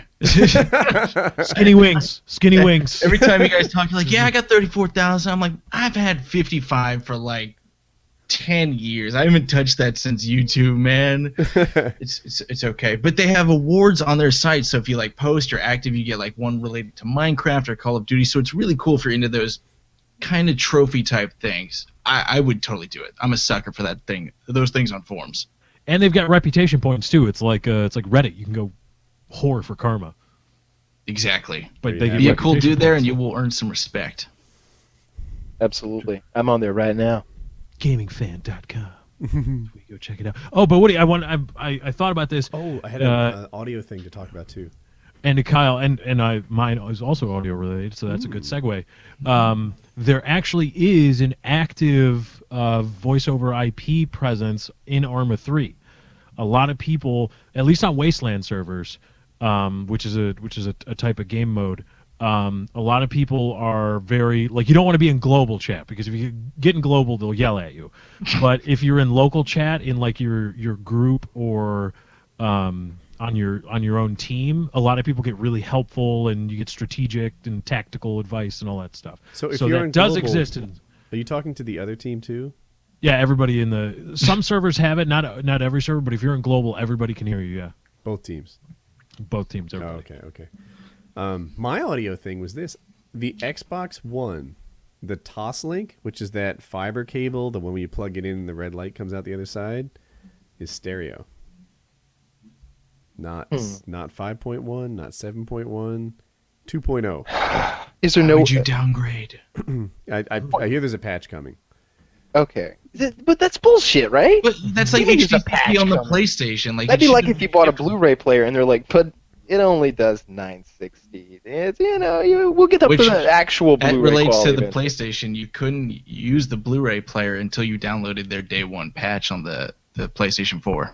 I'm okay with day one patches. Actually. Day one patches, but something like hardware like that, like you can't use your Blu-ray until you connect it to the internet. What if that's how they got so many sales on the PS3 it was the cheapest Blu-ray player. Blu-ray player on the market. I hear you, and you make a good point. Just the same, if you buy a PS4 without plans to connect it to the internet, you're a silly, silly person. And if it's a day one patch, to me, that means you got the coding done in time. It's not due the day that you put the console in a box. It's due the day that I put the box in my entertainment center. Fair enough. I agree with that. HDCP. Yeah, have they patched that out yet? No. Yeah, Wings is having a problem with that right now. I think he's having a problem getting. He bought something to like a stripper. something like that. He bought something. Was it his birthday? Yeah, Yeah, birthday he strippers. bought it. Everyone loves birthday strippers. I thought he said splitter. He bought like an HDMI splitter type thing that was supposed to get around the encoding, but he's still getting error messages and hasn't figured it out yet. So he can't record off his PS4. I think he ordered the wrong thing, or they sent him the wrong thing. One of those two. Yeah. I've had both happen in my day. Yeah, I hate the HDCP copyright stuff, and Sony has sucked at that since Sony has started life. And the thing is, that's the stupidest part of it, though. You can get around it with like a cheap piece of hardware. That's the other thing. $15. It's like, you know what, Sony? Look, I wasn't gonna steal anything before. I wasn't. But you know what I'm gonna do now? I'm gonna put with this 4 terabytes I got sitting here. I'm gonna fill it with fucking Sony's masterpiece collection of film, music, and television. I am going to own Sony on my PC. I don't I'm gonna even do that. like George Michael, but Fuck him. that shit's playing now. I gotta have faith. Yeah, download everything that Sony owns the rights to and put it on a fucking 5 hard drive. Spider-Man movies. It's the same movie, but I want it 5 times. Just Yeah, fuck totally. you. I've got the English one. I've got the Spanish version, French, German, all of them. Bam. But the stupidest part is that, like, it was so unpopular that Sony agreed. Sony was like, "Yeah, we're gonna patch it out." Why was it even on the drawing table in the first place then? Who at Sony was like, "Yeah, this is a good idea. Let's ship this," but then, we're gonna have to patch it out. Why not like, oh yeah, let's learn from the PS3, right? Let's learn from the PS3 and be like, oh, they don't want that. Let's take that off the board immediately before the console. Well, I think it's just. I mean, you're asking them to do something more complicated, right? So on the PS3, they did a simple thing. There's HDCP protection. Period. On the Xbox, it's a complicated thing. If you're watching Netflix, the protection's on there. If you're watching a DVD, it's on there. If you're playing a game, it's not on there. If you're playing an Xbox Live Arcade experience thing, like was that 100v1? It's not on there. So Xbox, would sit there and sort of do some logic and do this thing right and handle it appropriately. The PlayStation 3 had a really simple set of rules. If it's on there. And that's what they did for the PS4 too. They didn't learn from their mistakes, and I guess they're eventually going to, but... Well, maybe they also thought, hey, before it was basically a Blu-ray player that did games and stuff like that. It had Netflix too, but now this iteration around both consoles, it's like, well, we can have HDCP now because, it's got a DVR in it. We can stream with it. What's the big deal? Maybe they thought that way. Or they stream it with a cap of like what was it, 1200 kbps with a video cap? Yeah, that's great. Use our DVR functionality. If you don't, well, what great quality streams you can have HDCP. with 1200 kbps. Just gonna be beautiful looking. Have you noticed everyone's building streaming into everything now? Mm-hmm. Like Black Ops 2 had streaming built into it. I never used it. Did you ever play with it? No, I thought it was cool at the time. Like I was like marveling at the technological feat. Mm-hmm. Of like getting, because at that point I was like, okay, well they're probably maxing out the 360, and how are they getting streaming on top of it? That's a crazy. good point. And through the game. Streaming. Oh, but didn't they only let you stream League Play at first? I think so. Yeah. It sounds familiar. Out of the gate, Treyarch dramatically overestimated the popularity of League Play. Now, don't get all twisted, listeners, and think that I'm dogging League Play. I'm not. People liked League Play. League Play, I think, was successful, especially in the second half of the game's life cycle. But there's no getting around the fact that pub matches had more people than league matches. They did. Right. How much more? 10 times more? 100 times more? But to coincide with that, League Play was very successful, and I agree. It was kind of thrown in there. It had never been done before. It was underestimated, and it grew and developed. And now it's been taken away, and I don't know if Infinity Ward just doesn't like to take any... they took a lot of game modes away and added their own. There is no CTF. But they took away League Play and replaced it with Clan Wars, which maybe one day it will be the League Play of this game iteration. Right now I don't see it like that. But it just... I don't know. It's weird. you can't just league play. You could have mainly people use it to play with a team, and you got ranked that way. Or you could go in solo. You can't do that in Clan Wars. You have to have a clan of 4 people and go in. And I don't even know if anyone's active on it. Yeah.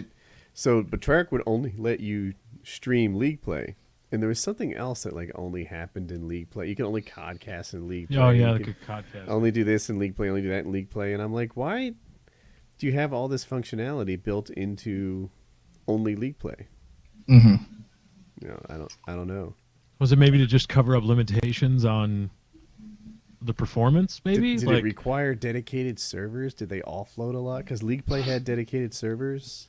League play has less people in it than a typical pub match or a ground war. It's a 4v4 or less. I don't know. I don't know what it was. If it was dedicated servers, though, how were people getting knocked off all the time in league play? They DDoS them personally. I guess there was some player-to-player communication too, because you could see who you're playing with. Like, that's a good point, but that's what made I league think that's play just how not Xbox fun. Live works. Mm-hmm. Yeah, DDoSing, man. It ruined league play for me because it's so fun. I played with friends, but even if I played alone, I was like, oh no, I'm doing really well. And then I go, oh no, I'm doing really well. I'm the target right now from the other team to be knocked off. I've thrown games because I just didn't want to deal with getting knocked off before. Oh yeah, that's why your KD was shit, huh?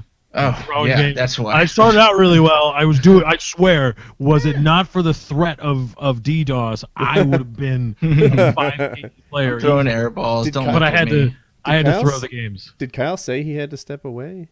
Yeah. Oh, it says BRB in the chat. I missed it. Yeah, and then for some reason, a couple Fs. I don't even know why. Yeah, I don't. 4 Those Fs. Fs stand He had to hit enter every single time. It's not like he hit one key and fell asleep on the keyboard. He went F enter. So I don't know what that means. But you were saying streaming was is being incorporated with everything. Oh yeah, and then it's going to be in Minecraft. Mm-hmm. Is it in Minecraft? How? It's client side. Yeah, so like literally you download the client and play it. It's going to have streaming built into it in 1.7.3. Take your mic as well. Yeah. Yeah, but that's not going to be as good as the It never you guys stream. Is it on Twitch? Because if you guys want good Minecraft streams, you go to twitch.tv/ You go to kickasscrew.tv. Kickasscrew.tv. There it is. Kickasscrew.tv. I forgot the link. Sorry.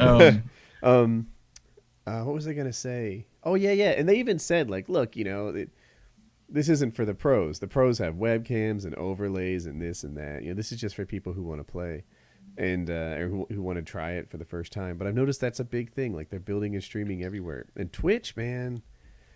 Twitch appears to be taking over the world. Dude, today we talked about this. Like, it's not for the pros. Some upcoming star is not going to rise. That person would have taken the initiative to get a capture device or the software, etc.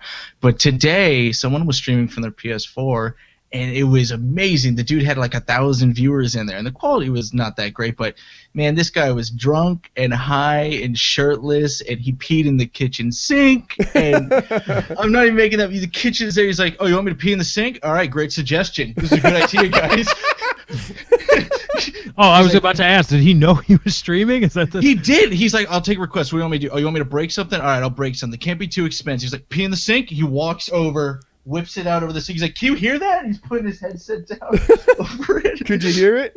You could hear it. It was clear.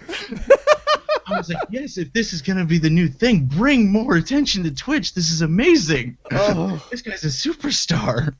Still a lot better than the guy banging his girlfriend. The guy was like an architect. No, that guy was outstanding. That guy set records that day. And then the other guy that started jerking it without realizing. Hey, if I alt-tab out of my game, it closes my stream down, right? Like, no, dude. That's not how programs work. There are lights on a webcam. No excuses. Yeah, that's the thing. That's why I don't believe so much of it. Most webcams have lights. This one right here is so lit that you would not be in the dark not knowing about it. Mm-hmm. Maybe in daylight, there's a lot of lights on a computer. Mm-hmm. No excuses. But nice bright blue. Yeah. I mean, record, you giving her and then upload it to Pornhub. Why do you, so I gotta stream this to Twitch. My Twitch viewers have to see me, getting. I saw it. Maybe that's why. Maybe he was being called a virgin. Like, oh yeah. I'll show you wrong. Hey girl, come on over. No, my stream's over. I swear. Did you actually see it? What you said you did? Oh, I did. Somebody downloaded it and put the file up, and I thought, well, for science. And I stream on Twitch. I should know the competition. And then the live part, I saw too. That wasn't sex. Afterwards, like the next morning, he was just doing like Q&A sessions about where he is, what his girlfriend's thinking at the time, the fallout from it. He's nervous that his YouTube channel was going to be taken down. I watched that as well. So I don't know. It was all pretty entertaining to me. I don't know what happened to him in the end. I think Twitch is more aggressive about taking down channels than they used to be. Yeah, they just got in there was a big snafu over the last couple of days about that. Really? I don't. Inform me. Yeah. In the speedrunning community, which is actually pretty cool. Like, I watched a guy try to speedrun Mario 64, and I'm just like, are you okay? But there was... I believe it started with a custom chat badge, which you can get on my Twitch channel because I have a subscribe button. But anyway, that's besides the point. And I believe that the chat badge or maybe custom emoticon was said to be not properly licensed. Like, Twitch's policy is you can't have copyrighted material or material that you haven't licensed as your custom emoticons, what you get from being in the part of the subscriber program. And some speedrunner guy was alleged he had this, and an admin immediately went in and removed the. Wait, I got dropped somewhere along there. So when you subscribe, you get a custom chat badge, a tiny little icon next to your name. Right. And then this guy didn't have subs, but he did have a chat badge somehow? No, he did. He was in the he had a subscribe button, which means he had the chat badge and the custom emoticons, because you can also right. You know how it works. Yeah. And he uploaded something that was apparently unlicensed or wasn't properly licensed, and so they started taking down the emoticon, and then people were like, well, wait a minute, this global emoticon which Twitch uses isn't properly licensed. This is from something else, right? Like, the Twitch just cropped this and they put it as a global emoticon, so blah blah blah blah. And then admins started banning users that were getting really abusive about it, and there was just a huge to-do about admins overstepping bounds and banning people and banning channels, like closing down streaming channels. And Twitch had to issue an apology, both on Twitter and actually on Reddit. It made the front page last night, I think, at least on Our Gaming. But Woody, I know you don't go there. I don't. I know, because I remember you were like, it's in, because Kyle was like, check this out. When he was like, where is it? He's like, Our Gaming. It was like, I don't go there. Games. No, yeah, it's a subreddit to show pictures of old consoles, or at least it was when I unsubbed. That was they go through. I've noticed I'm not even a Redditor, and I can be like, oh, Our Gaming is in this phase. Okay, I'm gonna go.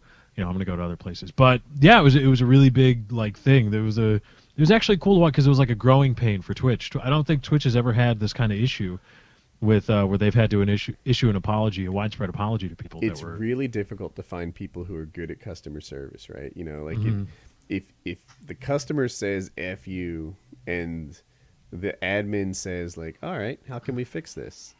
Then you've got a guy, and they're super rare, right? It's much more common for the customer to say F you and the admin being like, F me? No, I'm the admin around here. You're banned, you're banned, you're banned. And then even when it's like 500 on one, they're like, I'm an admin, I've got a lightning bolt. Whoopsh, whoopsh. And and it's easy to think that way, but it's like, look, win the argument, lose the sale. That's not how you do this. The right way to do this is to, I don't know, solve this problem, work it out, and say, all right, look, I know this. I'll talk to my boss about this crazy, icon situation that you're mentioning. Until then, this is where we are. So, where users are always happy? WoodyCraft.net? Absolutely. GamingFan.com. God damn it, I was close. And if you're a really good person over there and you enjoy your stay, they've got an elite VIP membership service over there. So for a price, you can upgrade your forum account and you'll get more private messages, more storage to upload photos and various things like that. And it's really cool. So if you like the site, which you should, because we're talking about it and we've been there and it's pretty fucking amazing, then you can invest more time. The best things on earth. Yep. Exactly. We don't waste our time with that garbage. Until somebody comes along with more money. But yeah, you get that extra photo upload stuff. So if you take a lot of pictures of you smashing your nuts with an 8-pound, there's going to be elite only competitions and giveaways you can partake in. So, it's an option there for you guys to go ahead and check out. Giveaways, you can win yourself a next generation console. Or you're like, hey, I don't have the money for that. Well, wait no longer, because this January you can get yourself maybe a PS. Well, you may have to wait a little bit longer, but you're right, a little bit longer, but you'll have to wait a little. Right, maybe you can, you can. But you could get one instead of paying $500 to $400. You just be a chatty Cathy and be a cool dude. You may just get one. There you go. Bitcoin. what about it? Bitcoin. I have a silly. So I've never bought a Bitcoin. I've never bought a Litecoin. Is that what the other one's called? Yeah. Yeah. So I'm not really an active investor in these things, but I'll try to explain it. Right now, United States currency is really only backed by your faith in United States currency. That's the thing. So Bitcoin and Litecoin are new currencies that aren't backed by governments, but instead are just backed by like a collective faith. Chiz, disagree with anything yet? Totally agree. All right. So there are people who will accept Bitcoins, and there's an exchange rate between Bitcoins and like US dollars and like I suppose any currency, there's an exchange rate. So Bitcoins are money. Now, where does this money come from? How is it created? There's an algorithm, which is beyond my understanding of computer science, that makes it progressively more difficult to like decode this thing and get a Bitcoin token. Is my vocabulary right so far in these things? So early in the Bitcoin days, you could literally just like send your graphics card to start decoding things and get Bitcoins out of it. As they get more and more complicated to decode, it got to be like, well, only the elite graphic cards are really worth it, or you start spending more in electricity than you get in Bitcoins. Now, your PC is no longer a decent way to get a Bitcoin, but you can buy ASICs machines, which can decode Bitcoins and basically make money from nothing. But even then, the best ASICs machines are getting to the point where they're headed towards that break even, where it's so difficult to get a Bitcoin that it's almost, the mining business is kind of dead. But you can still do speculative investments and convert your, say, United States currency into Bitcoin, which is a currency. It's just like buying pounds or yen or something else. You know, if you think for some reason the yen is going to do better than the dollar, then you can just convert your dollars into yen. And a lot of people, especially like in the gaming space and in the nerd space, are buying Bitcoins. I think they became popular in this space because there was a time when you could get them for nothing. Now, that's not the case. But anyway, they convert their dollars into Bitcoins, and recently, Bitcoins have skyrocketed. I want to say a couple months ago, they were like 100. 260 was the cap. That was the first bubble. It went to 260, and then it dropped to like 120, 115. Do you know this number? It went down to 70 at the lowest. Oh, all right. So Choose has the numbers down better than I do. So it went to 70 after the first bubble popped, and now it's gone up to hit 600. That's maybe where it's floating around now. The highest I've seen it is 900 something, like 970. That is an amazing increase. That's a 10 banger and then some. So Bitcoins, if you buy and sell them at the right time, is crazy. I think a lot of people are calling this the current bubble, but who the hell knows? You know, I don't know. But Bitcoins are going nuts at the moment. And is it just they got popularity? Like they were covered on CNBC?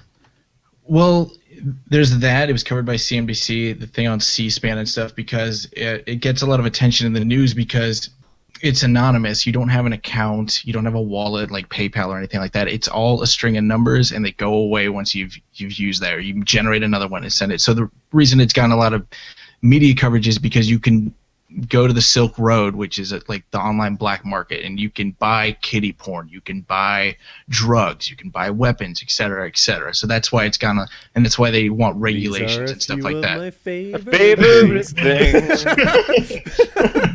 I mean, just how great would it be if we had a song prepared? Tiny young children all naked and playing. AK-47s shooting into the night. Lots of cocaine. It's all alright, cause it's Bitcoin. Bitcoin. Your secret is safe with us. That should be their motto. Your secret is safe with us. Invest in anonymity. That tune, that Christmas song, like, what is it called? These are a few of my favorite things. Yes. I have long wanted to make a parody about that. Like, because it's so. The nature of that song is you make a list of all the things you like, so it lends itself really easily toward parody, regardless of what you're into. You could be like a farmer or a trucker, or you could be like a video game guy. And you could turn These Are a Few of My Favorite Things, which is a holiday song about Christmas, into like your video game parody. That would be hilarious. You could be listing all your favorite Call of Duty games or whatever. I've always wanted to parody that song. Once again, no singing talent. Woody does parody videos, and he's sung before. I think you've got some talent. Yeah. Well, Woody's parody videos are the most Amazing. Excruciating thing to watch ever. And I have a lot of respect for Woody because he puts that up there for all the world to see. And in some cases, it's hundreds of thousands of people, close to 1 million in some cases. I'm and pretty it's sure if you do a Google search for most epic commentary ever, you'll find my self-sung parody video. Therefore, it is the most epic commentary ever. When I listen to him like try to hit not a high note, but just like a bold note, a note that's like power note, like it should sound like that. Instead, it's like what was that? What was it? Johnny Be Good? I don't know what you're like. I'm trying to get a game, but every time it's the same. I'm like, is Woody going through puberty? He's just hitting them high notes. Why you gotta hate? Yeah, why you hating, man? You don't see me dogging on your singing? Hater. Hater. Hate. Hater. Hater gator. Hate. But Hi, yes. Wings. Oh, hey, Wings. Hi, Wings. Hi. Wings showing up big. You feeling better, Wings? Yeah, that's a need. I had me a nap. What number meal of the day was that? That was the first one. It's 11:30. It's 11:30 at night. All right, The next you know day's what? gonna start. You know what? The flag. We're on the not play, gonna do it. The flag on the play. We're calling it. I had to get that. I had to get that one in. I'm glad Lefty did it, but it's over now. We're done. No Wings weight loss. No talk. more Wings. Fucking can't keep a diet, quitting, going home, or anything. Talk. No more Wings weight loss. Talk. I'm done with that bullshit. Do what he wants to do. Oh, Bitcoin. So, do we have any idea why it's going up, or is it people are that Richard into blow? Branson got involved. That's a big reason. Yeah, I don't know much. I don't know enough about the economics involved to understand. But I think there's a lot of distrust in the dollar right now. I saw that China is going to stop stockpiling dollars, which I guess is a comment on their lack of faith in the dollar. And I think a lot of people are interested in this new online currency. I didn't know much about it until very recently. So I'm kind of intrigued by it, but I feel like if you were going to be some like hot shot and get in there and make yourself $1 million, that time's already passed. Like some sort of currency not manipulation, but taking advantage of the that happens, and that's a big problem behind it, yeah, but I wouldn't. I'm saying that sounds illegal, so I wouldn't have Right. been down for any like manipulation. Wings, but if there would was you a situation stop where like fondling your microphone. if there was a situation where $5,000 worth of bitcoins were going to be worth $6,000 worth of anything I want, we're going to be transferable to $6,000 worth of product. Of course you're a Bitcoin man. Right. Of course, then the bottom falls out. You lose everything you have to fucking Bitcoin, and nobody in the real world even knows what you're talking about when you're when you're crying. And that's one of the things is they say, why isn't Bitcoin being accepted more widely? And my rationale is like, okay, yeah, technically, currency like the United States and a lot of currencies in the quote first world aren't really backed by anything physical, but really just a collective belief and faith in the idea of the United States, the economy as a whole, which is and Bitcoin is just a smaller version of that, really. But you know what? The federal government prints the money in the United States, and they insure my bank accounts and everybody's bank accounts to a certain extent. And if somebody robs your bank, or there's an accounting error or something like that, and your money gets wiped out of your account without your knowledge, you have recourse to get that money back. And the federal government, will say, here's your money back. Here it is. The government of the United States don't print the money. The Federal Reserve does. Oh, the government gets loans from it. Treasury and the FDIC certifies $100,000. It's 250,000. It's 200,000. Yeah, it's 100,000 where my bank's at because I have a big old gold plaque on this thing. They changed it. When did they change it? It was during one of the bailout measures, because people were pulling their money out of banks, fearing that the banks were failing, and they were like, "All right, FDIC insurance goes up to $250,000 now." Mm-hmm. This is so they will print more money. know. They are not going to print more Bitcoin. You didn't go to school for this. Some exchange went in the tank because of I read early on in the life of Bitcoin there was a large somebody was able to just I think the way I understand it's like a cryptographic equation, which is math. But yeah, I'm with you. There was an exploit where people were able to manufacture Bitcoins at will, like boom, boom, boom. I got him, completely distorting the market. And there's no real insurance against that. So why isn't Bitcoin like a thing? That's one of the reasons. Let me ask you a question. I'm imagining it's a scenario like, if somebody rips you off for some dollars online, there are authorities that you can approach. But if somebody rips you off for Bitcoins, you might have an issue. One of the problems when something happens to you and it's not like a violent crime, when it's something like when somebody stole something from you, like a PayPal thing or something like that, something online especially, it's hard getting local authorities involved with something like that. They're stupid. Stupid people. They are so ignorant as to the online world. If you have ever had to deal with your police, these fuckers can't spell YouTube. Like,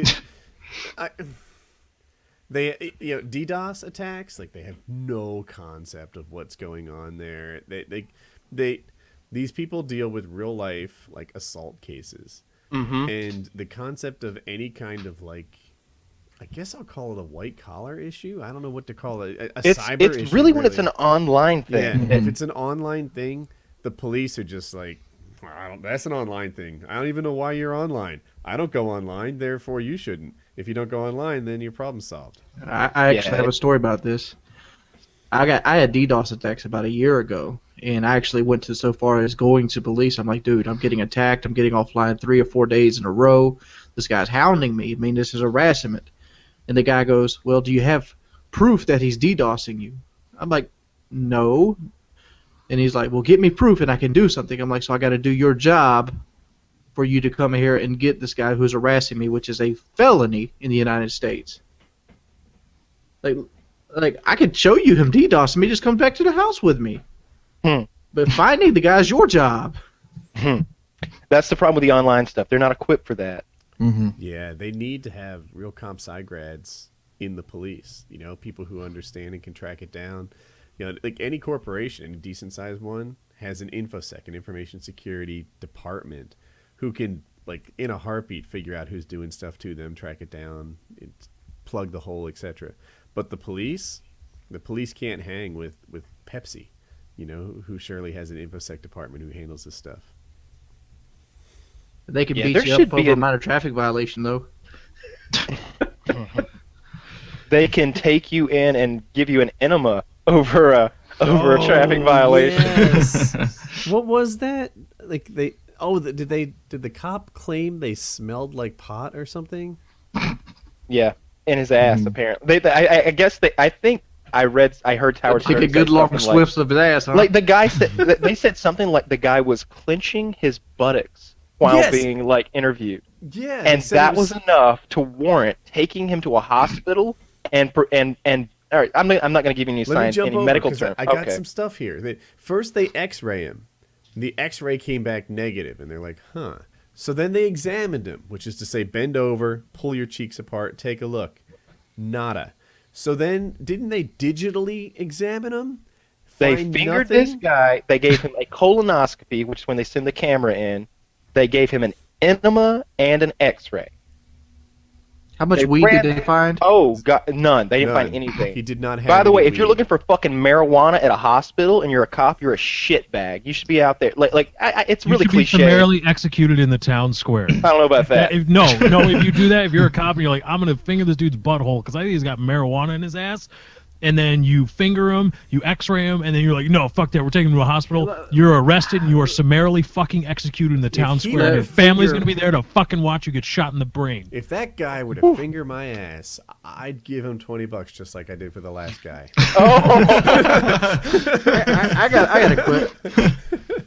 I got a question left. Like, how profitable is marijuana for cops? Because that seems to be going to an extreme to find, at what most, a couple ounces.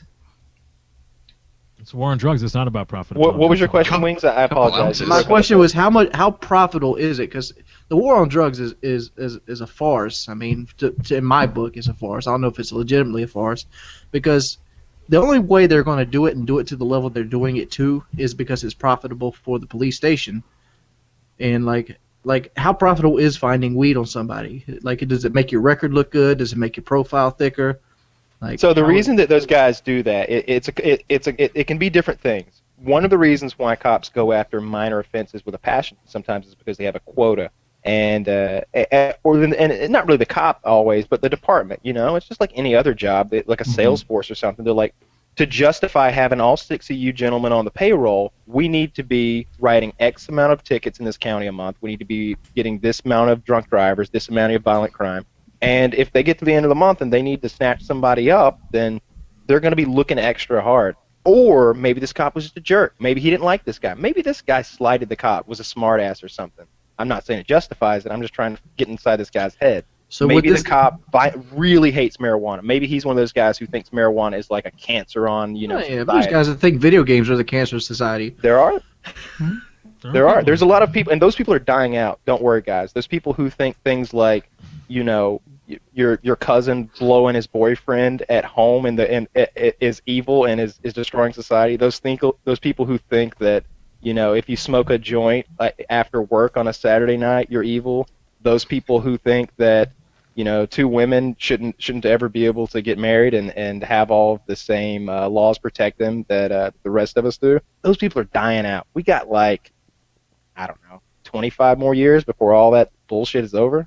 Yeah, Talk about Woody, the get the pot fuck thing. out. Yeah, I'll be dead in no time at all. So I'm not a pot smoker, and I was on the gay stuff that Kyle has talked about. I lined up 100%, right? I'm not for attacking people for what they do in their privacy.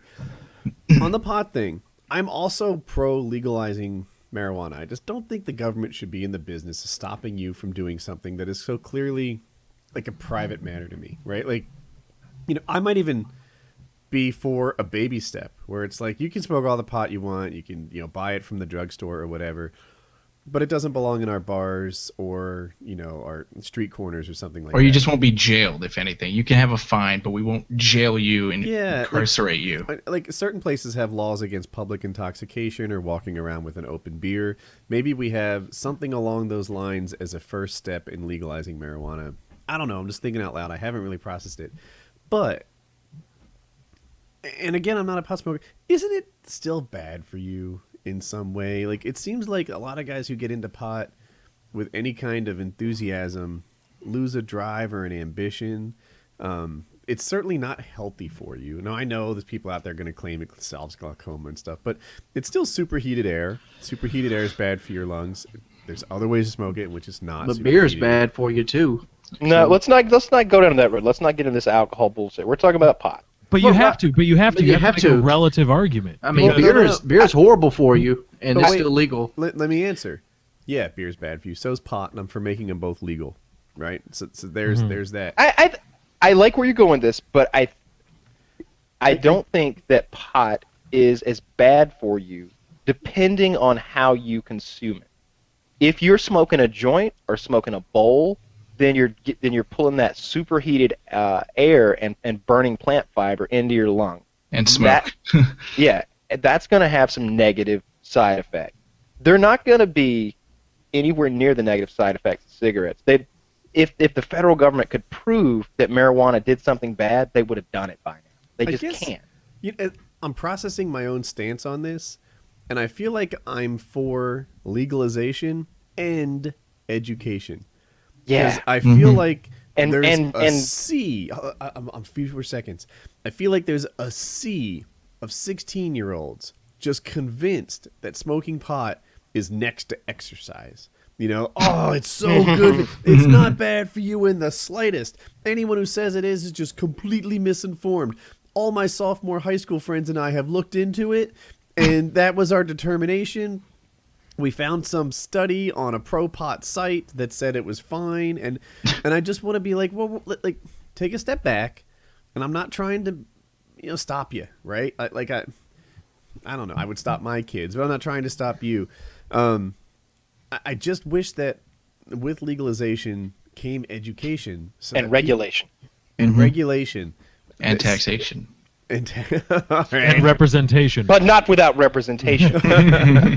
I want Cheech and Chong like on the board, like deciding how this thing goes. I got a question about the way Woody wants to this first step, like for alcohol. I know we're not wanting to try to do the two. Like you can't have an open container in your vehicle even if you're not drinking it.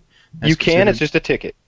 It's like a speeding ticket. It's not a Kyle? It depends what state. Yeah, Kyle, because I'm from Jersey. And Sorry about that. Georgia, just a ticket. Yeah, in Jersey, like let's say you have a 6-pack with a missing can, that's a big deal, right? That's considered drinking and driving. It'll throw you away. You don't even have to test positive. If you have the missing can in your 6-pack, then that's Some places won't even let you have Wait, it in no, the car. that's You a gotta put it in the thing? trunk.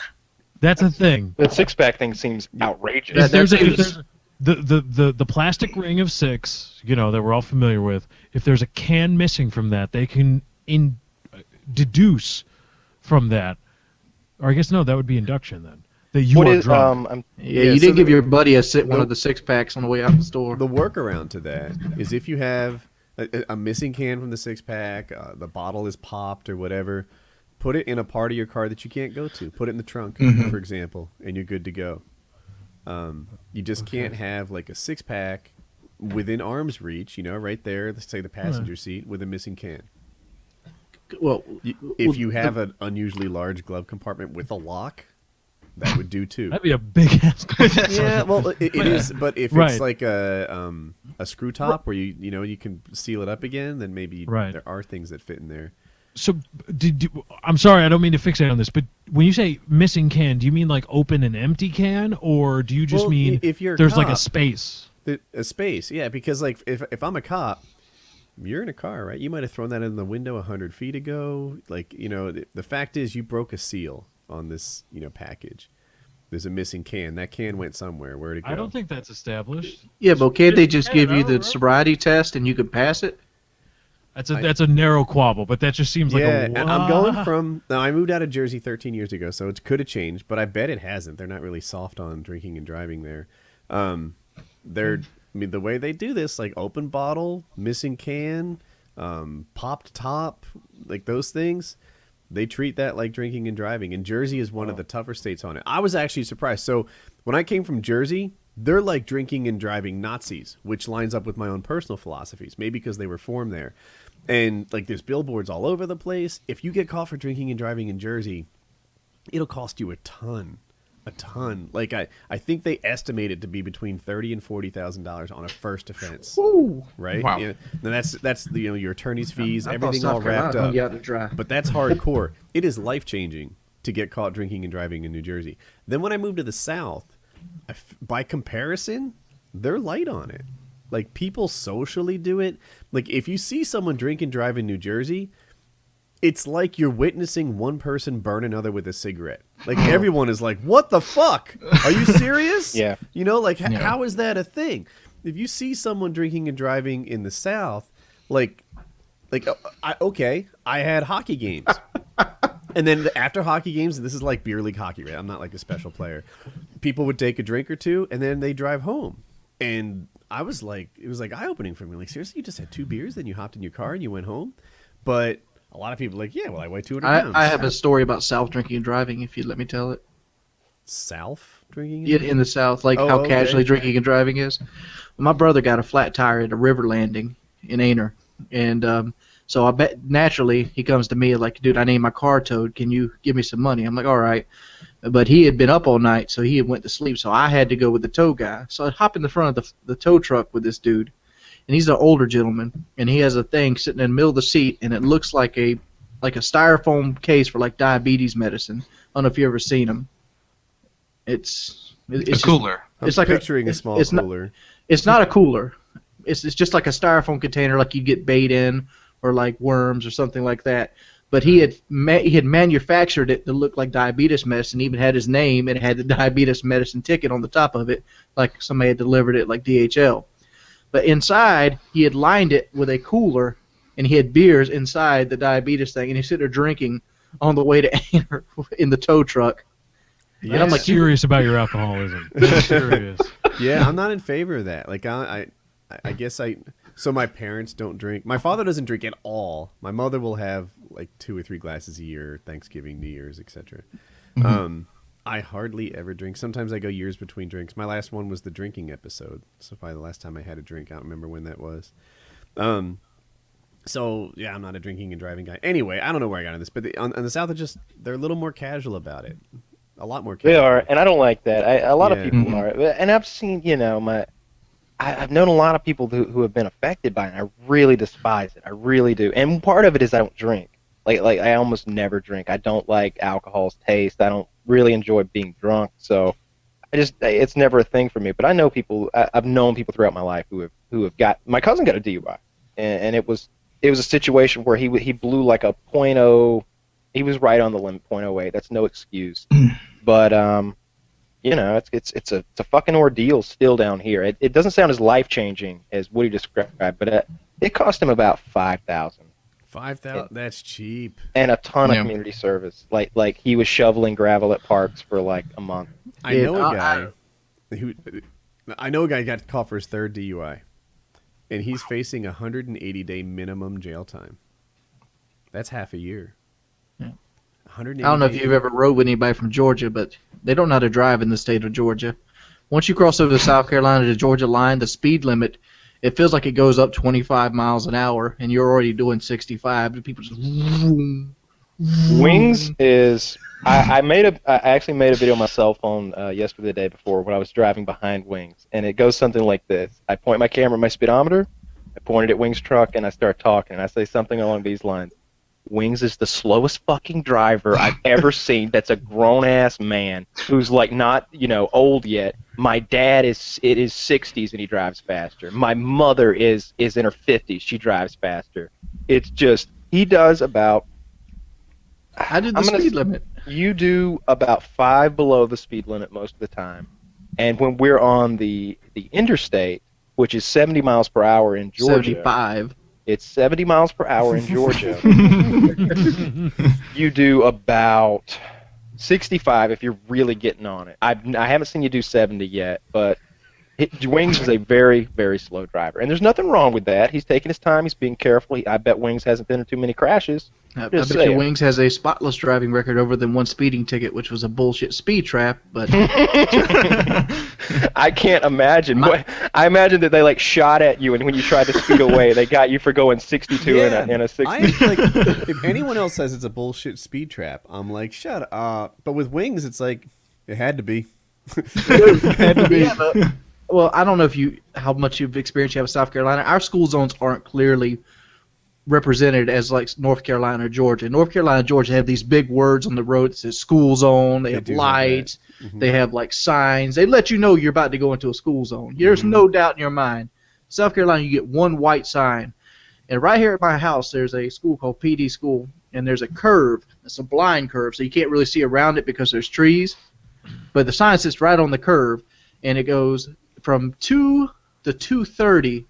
The speed limit drops from 55 to 35, and they caught me going 42 in that 35, and I just passed the sign. He was right there around the curb and hit me as soon as I passed the sign.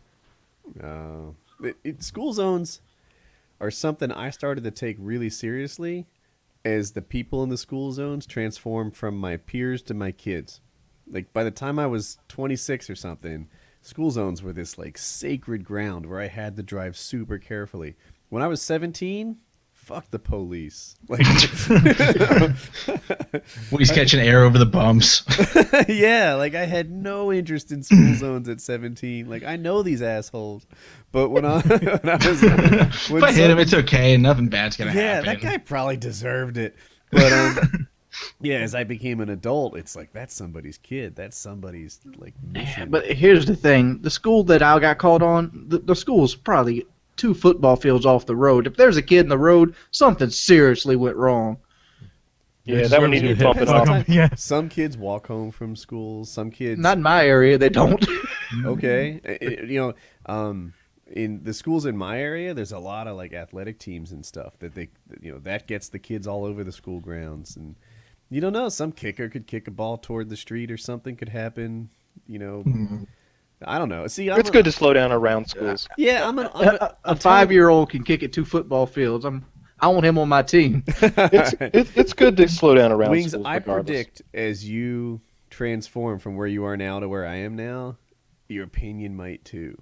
Like, kids are a precious thing, man. Yeah. Now, look, I'm not saying your thing does sound like a bullshit ticket, but I don't know. School zones are. I'm glad that all they my exist. tickets have been 100% legit. I was going way too fast. Hey, you ever rode with Kyle? Kyle doesn't Yeah. know what slow down is. Oh no. We were on a back road, and the road, I don't even know what the speed limit. I don't even think they had a speed limit on this road. The road we were on was so narrow that it did not have a speed limit. But I think on roads like that, it's just you're supposed to assume it's about 35, maybe 45. 70 miles an hour. I'm doing 70. I'm In a doing truck. 70 in a truck. Every time he hits a curve, you can feel the body of the truck roll. Yeah, you totally can. The Camaro, more man. I want to see the Camaro now that it has the Coopers on it. Like I picture this late model badass Camaro. It's red. Does it have a black racing stripe across the center like the hood? It does. Oh my god! With white wall tires.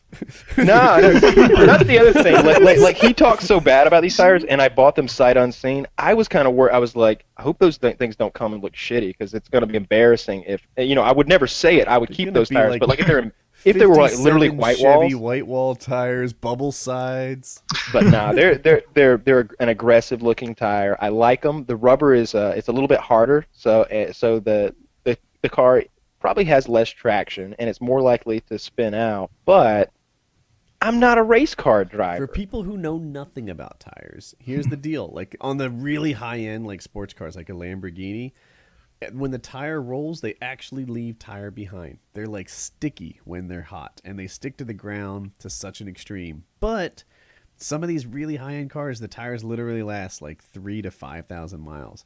On the opposite extreme, you have like a tractor-trailer tire, which is really firm and hard. And if you touch it, it's almost like a metal, like practically. Stone. Really stone. hard. Yeah.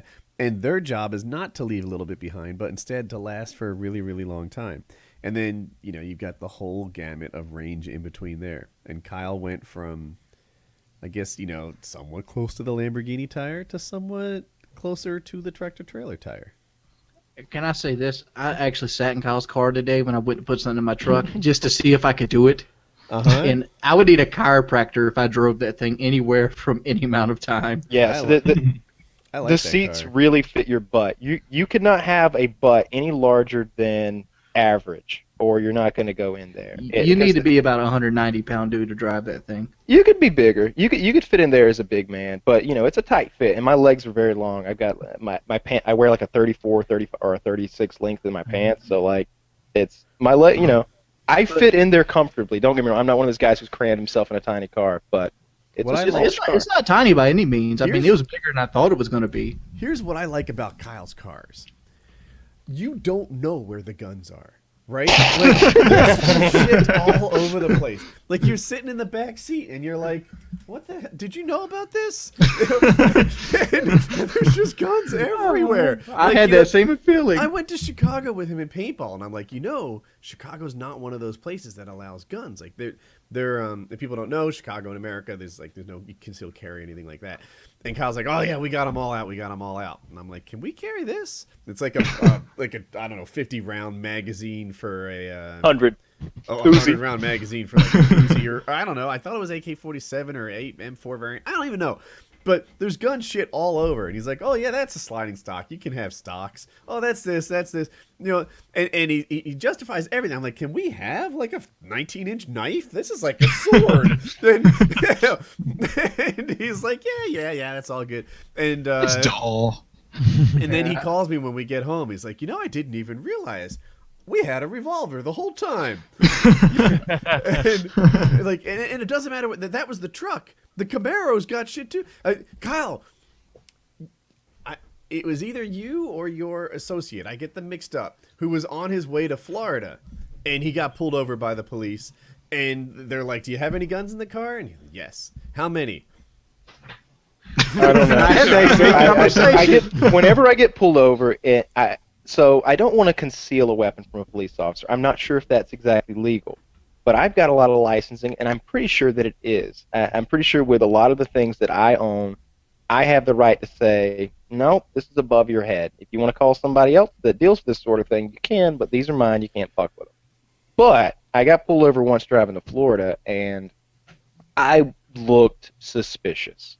First of all, I had a couple of guns in the front seat of the Camaro. I had my 1911, I had my buddy's Glock, and I may have had another pistol, that just stays in the truck, that stays in the glove box. Of course. All these were necessary, right? They accumulate. Yeah. I had one on the dash because, I was drying it out. How many controllers do you have within arm's reach? It was a Tuesday. I don't even know. If you drove around and took those controllers to events with you, they'd be in all your cars. You'd have one in your glove box just in case you ever forget and you needed an emergency controller. I am a professional gamer. I'm world renowned as one of the best around, and I probably have lots of controllers. 7, 9. I don't even know. A lot. Yeah. I got a few too. I love the scuffs. But anyway, coupon code Woody. Coupon code Woody. Those things I will legitimately tell you there are only a handful of things that'll help you be a better COD player. Scuff is one of them. On that list, yes. It's on that list. Become a pro today.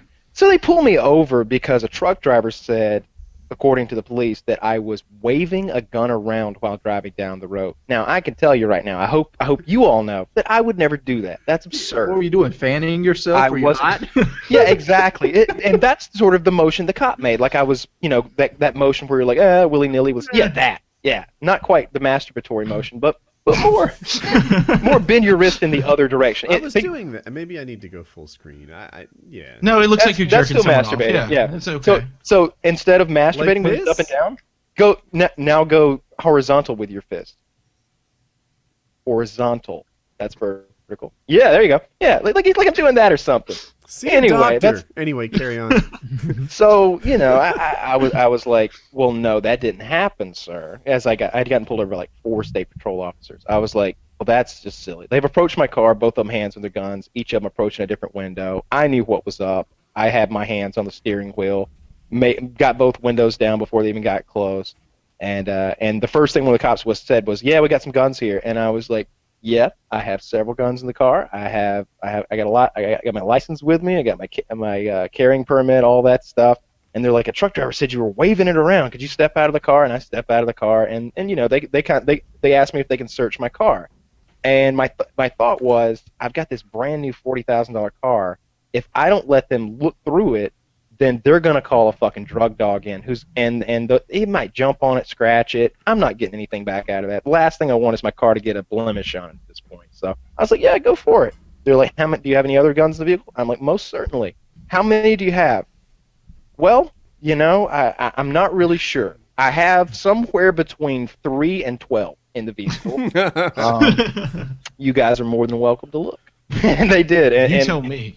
But at the end of it, they were, it was basically 2 cops left, and they had all my guns on the hood of their car, and they ran the serial numbers, made sure they were legit, ran me, made sure I was legit, ran the car, made sure it was legit. Everything was cool. They looked really disappointed that they had, because as this builds up, one of the reasons I looked suspicious is I was driving to Florida to make a large purchase, I was buying some real estate. So I had a cashier's check made out to buy real estate. It was a large cashier's check because I was buying real estate. I ended up spending it on something else. I see Woody looks confused. But Yeah, anyway. because I know what you got. Yeah, it was the thing I got was to Say accomplish it. the same thing. Say I it. bought a yacht because It's real estate, all right. You can live there. it is. That's why I got the yacht instead of the house. The idea at the time was that White Boy and I were going to both collectively buy a house in Florida together. We were going to get a six-figure house in Florida together, and that was going to be a tax write-off for each of us, and that was also going to be a way for us to claim partial residency in Florida. And through the months that we claimed we were in Florida, this isn't some bullshit. We would just go down there and live. And during the months we lived in Florida, we would not have to pay any state income tax, which was going to save money in the long run. White Boy decided it was, something he wasn't interested in, which was cool. So I spent the money on a yacht, which in Florida counts as a residence if it has all the amenities of a residence. My boat has a bathroom and a living room and a shower, a kitchen, and all that stuff. So it counted. But what I was getting at is I got a lot of money in the car, It's and the they boat see from Black Ops 2, right? with the pontoons on the side and it's all stealthy. No, but they they saw this large amount of money in form of a cashier's check. There was also, if I'm being honest, an ATM receipt from where I'd gotten $50 out of the bank, and it shows your balance at the bottom. They saw that as well. They saw the brand new car. The title for it was in the glove box. And I tell him I'm going to Florida to buy some real estate. But first I got to pick my buddy up from the airport, and this is his gun. I look like fucking Pablo Escobar's cousin Kyle. Like I look like I'm a cocaine drug dealer. Like I'm going down to Florida, which is famous for being a port for illegal narcotics, and I've got all this money and I got all these guns. It looks bad. But when it was over, of course I hadn't done anything wrong. And they were really disappointed. The last one was. He was like, "Well, I guess you're free to go and all." And I was like, "All right, well, appreciate you guys checking on my guns, making sure they were all legit." It was always one. But they were like, "Yeah," but they were also stoked about the guns. That was the funny part. Like, Did you they were have back any there. long guns? No. Okay. No, they're not even registered, right? Like you. No well, they were checking to see if they were stolen or had been used in a crime. Oh, okay. And when they run the guns information, they're saying, in Georgia, the only thing that would come up is if there's a red flag, because there's no firearm registration. Yeah, I was going to think I have long guns that you can't trace to me. They're my killing guns. Oh my god. DDoSers. That will be entered into evidence later. The thing about that is, though, like everybody talks about tracing guns and stuff. Why wouldn't you just use a shotgun if you're going to do something bad? You can't trace that. All you got to do is keep the shell. You keep the shell with a shotgun, then there's no evidence. The shell has the primer impact on it. And that's unique to the gun, you think? Yeah. The firing pin's unique to every gun. It's unique enough on a microscopic level to get it, to work. I've seen a lot of Law and Order, and I've heard about that. They look for firing print strikes on stuff. But. For people that know, the shotgun has lots of little pellets that come out, and it doesn't have that rifling on the bullet. The gun makes no unique mark on the projectile.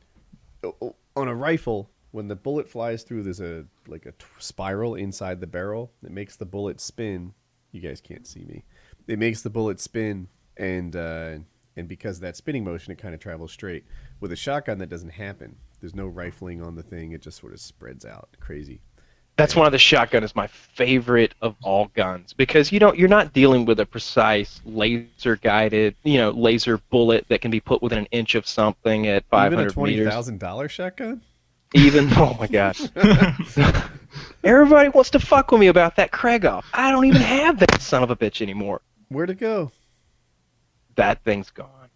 I don't want to talk about where that thing. Yeah, He has cooler guns than a $20,000 shotgun though. I've got a couple cool guns. He has priceless guns. I haven't seen any of the priceless stuff. I'm just saying, I'd be pretty good for a zombie apocalypse with anything within 15 feet of me. Oh, yeah, buddy. You just go grab that thing I got leaned against the wall in there, and you're good all day. That thing's too damn heavy. I'd get tired toting that thing around. It's a Mark... So if you've played... Was the Mark 46 in COD? Modern Warfare 3. Yeah, it's the Mark 46 from Modern Warfare 3. That's what's in the living room a few steps away from Wings. Go grab it if you want, Wings. If you want it. I really like I have an FN 2000. I feel like I showed the same gun a million times on this. But I really like that gun. It's a great gun. I got one. You know I do. When you were considering buying, I was like, yeah, you made a good choice. There's nothing wrong with that gun. I like that gun, and it's unique. Everybody's got a black rifle. Not many people have an FN. Yeah. And almost nobody has one of those. That's Kyle's walking stick. This is his checking the mailbox gun. So on that grip pod, like the foregrip, if you press that button on the side of it, you'll deploy a bipod. Do it. This button? Yeah. You can't press a wrong button. It's on the side. You would press it with your thumb while holding the grip. Is that thing loaded? No. No, it's... Can it be? It's where your thumb would go if you were holding the grip. Around the back of it right here? It's maybe, yeah. There's nothing you can press that'll hurt anything. So just mash. There's like a... I'm looking for it. Would you I please... see where the bipod's at. Could you bring it closer to the camera so that I could help a bit? Okay, so it's not on that side. Oh, it's on the front, maybe. See that groove area on the front? There. Nice. Yeah. There it is. Badass. Firearms are so expensive that anybody want to take a guess at what that piece of plastic on the front costs? Oh God. Which piece are we The talking piece about? he just deployed. That bipod? Mm-hmm. $3,000. Oh God. All right. Yeah. Not that bad. But not I'm that gonna bad. guess it's $250. Yeah. I'm gonna tell you this. Yeah, Holding you're this gun's a close. workout because this gun probably weighs 22 pounds or something like that. Bench it. That's why it makes you run 15% slower. Absolutely. That is exactly why it does. But that's a specialized version. That's got an H&K trigger. We won't do much gun talk, but that's got an H&K trigger pack in it. It's semi-auto, 3-round burst, fully automatic. And this is just laying around the Kyle Manor. It's chambered in 5.56. It's a monster. You can put a 200-round ammo box underneath it. It's what I want when the zombies come, and it's what I have. It's ridiculous. Like, guns are expensive. That gun costs more than Jordy's truck. Well, my current one probably most likely, yeah. It costs about 3 times more than that current truck, to be honest. Guns are fucking expensive. But the thing about it is, it's sitting right there, and I view that thing as an investment. If I want my money back out of it, I can sell it. I'm thinking hard about a revolver. My wife gave me the go-ahead. I don't have any revolvers. I strongly recommend the revolver. Yeah, it was. You don't have revolver money, Woody? That's a big purchase. The question is, do you want? I asked you don't have revolver money? I thought you had revolver money. The reason I have revolver money is because I don't buy things casually. Exactly. Yeah. So would you want to go with something that's like classy and maybe like stainless steel or kind of like shiny with like wooden grips, or something more tactical that's sort of black and blue with black rubbery grips and maybe some sights? One of the first two. I guess I had two things in my. I guess I was thinking of chromed Smith & Wesson 357. Yeah, there you go. That's exactly what I was about to recommend. So, I'm trying to confirm right now what I've got in my head. So I think it's a Smith & Wesson like 680. Yeah, 687. That's what you want. That's what I want. Smith & Wesson 687. It's it won't if you go to Smith & Wesson's website and look at them there are some prettier versions than what you might find from Google Images. And there's also some more tactical versions. There's also the M&P R8, which I think is like a spin-off of the Smith & Wesson 687. Yeah, you talking to the right man, because I buy my guns from crackheads that need money. Or is it 627? Here, I'll link you right here. This is, in my opinion, your one-stop shop for revolvers. It's smithandwesson.com, if anybody's wondering. Is it 687? It's this right here. It's different. I like these.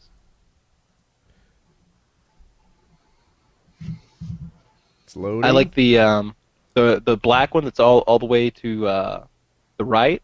I've got one of those, and the silver one. I've got one very similar to that. That doesn't look exactly like mine. Yeah, I'm not seeing exactly what I had in mind. I guess I was thinking something like the M&P, but a little more chromy. Maybe something like the 627 at the bottom, but I don't know. Kyle, you want me to grab that revolver that's right here next to me? Yeah, I don't care. Why aren't I seeing? Gun talk. Now, what you can also go to is something like, if you wanted a larger revolver, like in size, not necessarily caliber or anything, you could get a 44 Magnum. You could get something like a Smith & Wesson 629, a Ruger Super Red Hawk. I like those a lot. I've got a Ruger Super Red Hawk. I've got a Super Black Hawk. Is a wooden handle a pain to grab and such? Like, if you're shooting in my personal opinion, if you're shooting without gloves and it's larger than 357 Magnum, you want rubber grips. If you're shooting a 357 Magnum or below, wood grips, in my opinion, look better, and the ones that are on my Smith & Wesson seem to have a lot of bite to them, and you get a really firm, really good grip on it. I like that. But yeah, that's the R8 he's got there. That's the M&P version, and it's, it holds 8 rounds for a revolver. It feels really good in your hands. I was showing people my guns I was looking at. Feels really good in your hands. That one's got a custom paint job. It's got a lot of trigger work done to it. You can show them that it's empty, and then you can maybe cock it back and feel the trigger. Cock it back and squeeze the trigger. Oh yeah, fire. You like it when I cock it. You can see it almost. It's a pretty good trigger, right? It feels really good. Like it feels like an Xbox controller in your hands after you held it in a while. Yeah, the rubber is similar to like a good scuff controller. It's a really good grip. I love that we're comparing like Smith & Wesson. Oh, dude, this thing feels great in your hands. It does. Like it feels like it deserves to be there. And I'll say this is what's different about the revolver to me, and this may sound insane, but if you're going to be in a self-defense scenario, hitting someone with a gun is definitely within the realm of possibility. And if you're going to hit somebody with a gun, I want to hit them with that thing.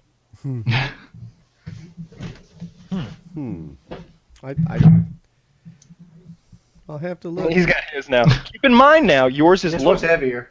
This one's heavier even unloaded. This is for sure. This is like 45, 46 ounces. Why is it after the show that I always want to come away like I'm like, oh man, now I kind of want to buy a gun. You want to get matching guns? Let's do it. Let's get matching guns, dude. It's so cute. I just use mine as an example because I know mine's really heavy because it's like an older design, 1911. But that one's at least 12 ounces heavier. The perfect gun for lefty is the Ruger Mark III. Was that like a little bitch thing?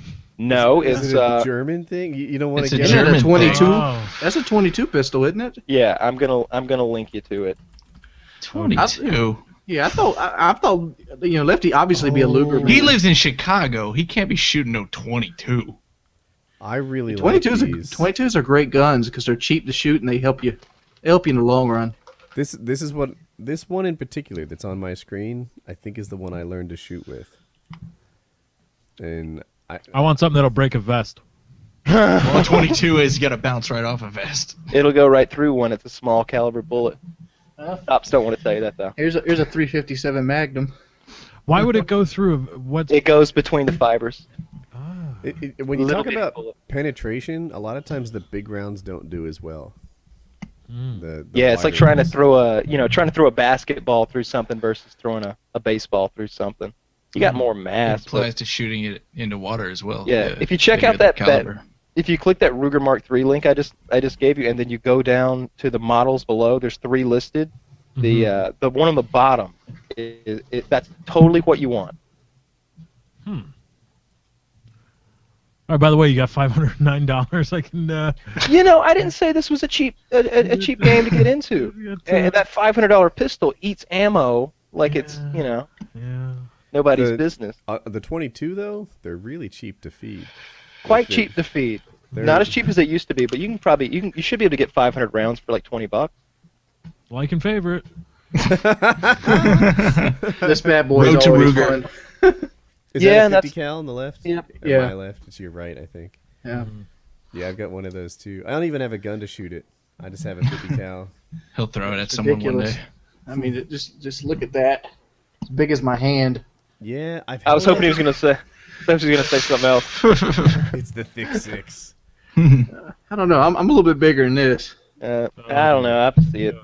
Before or after you fire it. Obviously, before I fire it. Before you fire the gun, or I don't like where this is headed. All right, I feel I have to get out in front of this. No, I'm not really looking to kill people, especially.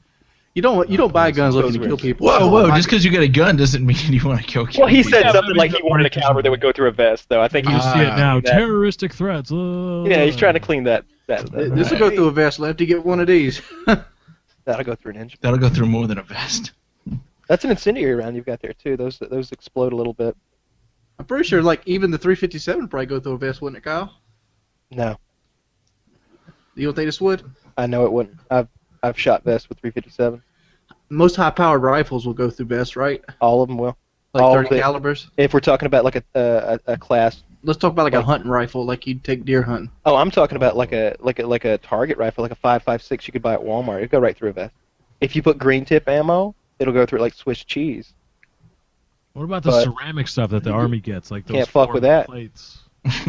Not with a 5.56. You gotta step your game up. Those will stop an AK. They'll stop an M16. But they won't stop some of the larger hunting rounds, I wouldn't think. I bet if you shot one of those ceramic vests with a 300 Win Mag with, like, a penetrator round, I wouldn't want to be on the, receiving side of it. Even if the vest stopped, it'd probably break every rib. Yeah, some of that. I don't know a ton about body armor, but the stuff that's like soft body armor that law enforcement wears, that stuff will stop most pistol rounds, and that's about it. This coming from the guy who, if I'm correct, wanted to wear magazines and get shot at, right? That sound. No, I didn't want to get shot at. I just wanted to demonstrate. Put glue between the pages. Of course. There was one time when Woody and I had a discussion about the penetration of a 22. And for some reason, and it was wrong at the time, I had it in my mind that I could make a homemade bulletproof vest out of, like, materials laying around. The idea I got from, materials laying around because you specifically mentioned Cosmo magazine. Is that what's laying around? I was FPS compound. I literally happened to be at my mother's house when we were having that conversation, and she had a massive pile of them. I think they were my sisters. My sister collected Cosmos because when you, like, put them together, the what do you call it? The binding, like, would like. There would be pictures when you put like 50 of them together in the binding. Oh, I didn't know that. Okay. But anyway, I had it in my head that maybe you could make a bulletproof vest out of. Oh my god. Oh yeah, on the spine. Yeah.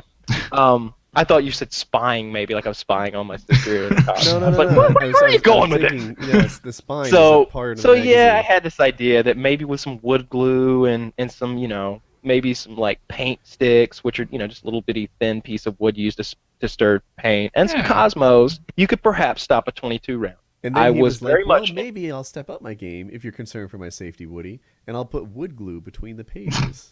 Yeah, something like I literally said these things, and then like the while I was experiment on go.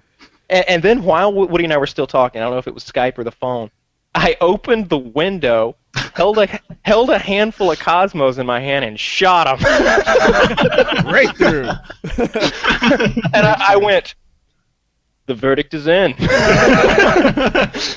Cosmos don't stop bullets. Yeah, he did it on the like.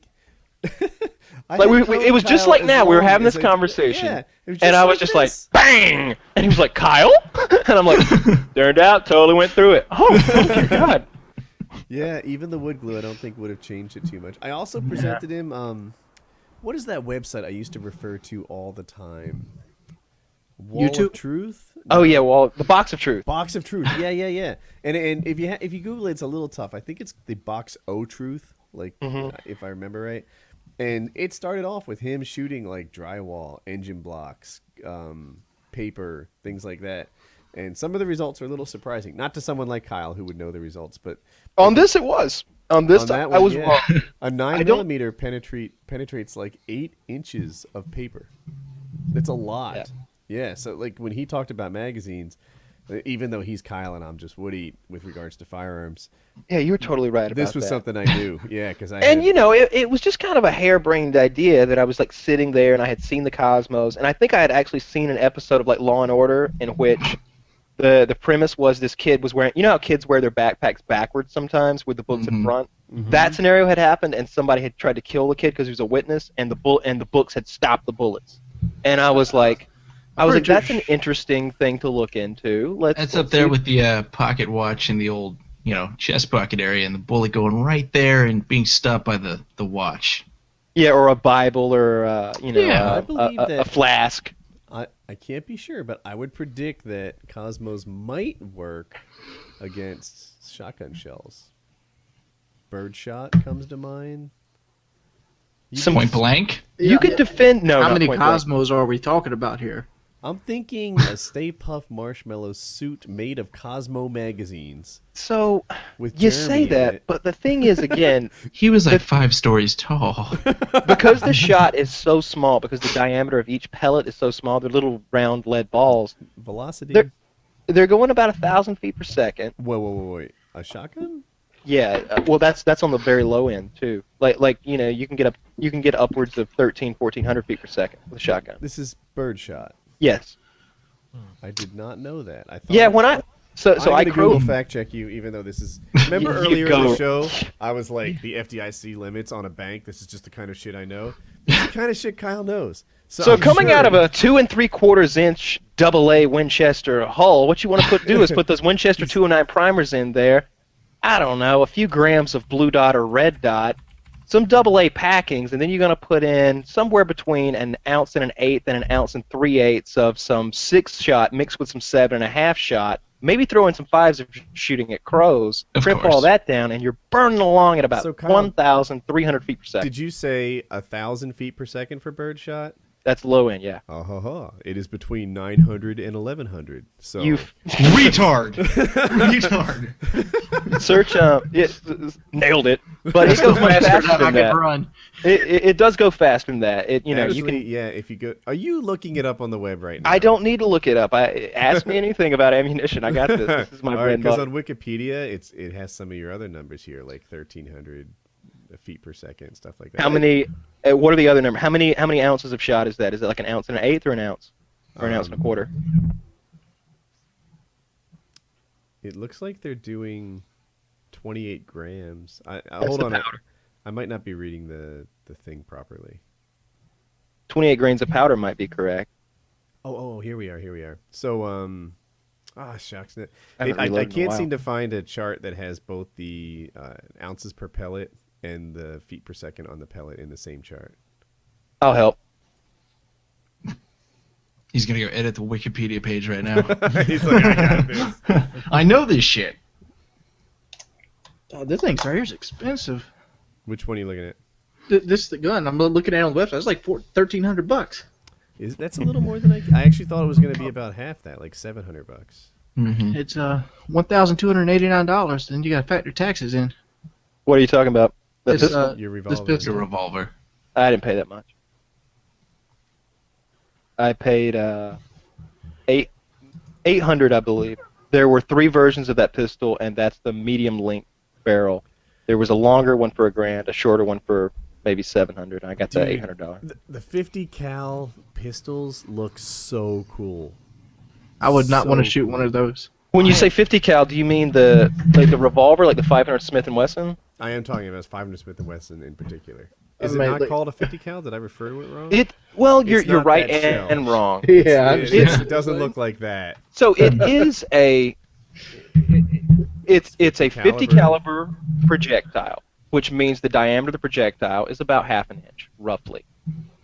It's the same diameter of the cartridge that Wings has over there, that giant 50 BMG round. But it's the bullet is smaller, the projectile is smaller, and the cartridge is smaller, and it just goes in a pistol. If It's I'm called a cor- if I'm 500 cor- Smith & Wesson. But there are multiple 50 caliber rounds. 50 caliber is just a measurement. It's the It's diameter of your projectile. So So you can make that projectile heavier, longer, and shape it differently, and you can also put it in various cartridges. Let me ask you this, Kyle. Yes. The 50 like the 50 Action Express, it's a little bit bigger than like a 45 ACP, right? Yes. Okay. Yeah. Yeah, it's bigger than most things. It's pretty big. one I that don't goes- think I got any laying around, but I've The got one that goes into 50 Smith & Wesson, like experienced shooters, Kyle among them. Who's the guy on the web? Hickok Bill or Yep. something? Mhm. I have his name funny.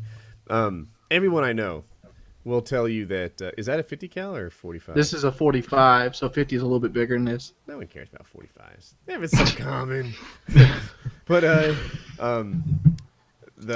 everyone who has experience shooting this says, Woody, it's not fun. It's $6 a bullet, and it hurts to play with it. It hurts your wallet. It hurts your hand. You don't. Even I was want about it. to say, yeah, I run into that a lot too. Just, But that's the one with it's got the dissipator at the end of the barrel, right? Compensator. Yeah. Doesn't help very much. Amazing. I take that back. It helps. It The doesn't whole matter. thing explodes. It is insane. It doesn't leave a hole. The watermelon just. I can do the same thing with my 30-06, so. But and this it is doesn't in your hurt. hand. So, and the thing about shooting it, I think I describe it really well. When I shoot a 500 Smith & Wesson, even with rubbery hoe grips that feel really soft and squishy to your hand, it feels like you took a belt, like a man's belt, and held about 8 inches of it and like struck your palm of your hand with that 8 inches like pretty damn hard. Like it's a stinging, burning, ow, that fucking hurt kind of feeling. No one enjoys it. No Every one. time. Yeah. I've met guys who owned multiple versions of that handgun. Like he had like 3 of them, and I'm like, and you know, one of them's compensated, one's not, one's long barrel, one's short barrel, one's wood grips, one's hoe grips, and I'm just like, why you got so many? He's like, I don't know, man. I bought them all at the same time. I'm like, this fucking sucks, man. Do you ever shoot it? He's like, no, I just thought you wanted to shoot it. I was like, exactly. Nobody wants to shoot this thing. It's just the purpose for the handgun is if you're in Alaska and you're a guide, you have enough power on your hip to theoretically knock a bear down. That's the point of that gun. It's not to go out and start. The point of that gun. It is the coolest looking gun ever made. It is like I have a 24-inch computer monitor in front of me. It's about that size. Yeah. If you're watching this on a computer monitor, this gun is about the same width as that thing. Like its length is that's width, I guess. I don't know. It is really big. It is ginormous. I think it's literally 21 inches, right? Does that sound right, Kyle? I'm looking at them. They come in different barrel lengths. The one I looked at, dude, It's real long. shit gave me penis envy. Like that thing, I saw it. I was like, I could get this. I don't know. We'll see what I get. I probably just buy a 357 because people actually like those. Hey, new topic. Yes. Comcast is trying to buy Time Warner. Really? Ha, Woody. Will Comcast come to Conway, South Carolina? I don't know. I'm not even sure what I want. Which one's worse? Right? Comcast is the one that wants to have metering and like user caps, right? Mm-hmm. Everybody hates Comcast for their customer service. But everyone I know who's hating their Comcast has like 100 megabit download. Yeah, they're the fastest, probably non-gigabit,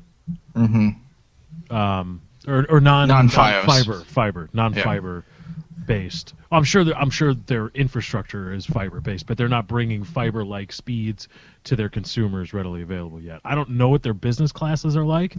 I think that just might be a bandwidth limitation. Like if I pay for 50 and 20 or 50 and 15, I get it no matter what. Mm-hmm. Like if I've got however many, if I load up my router with PCs, all those PCs better be getting this speed.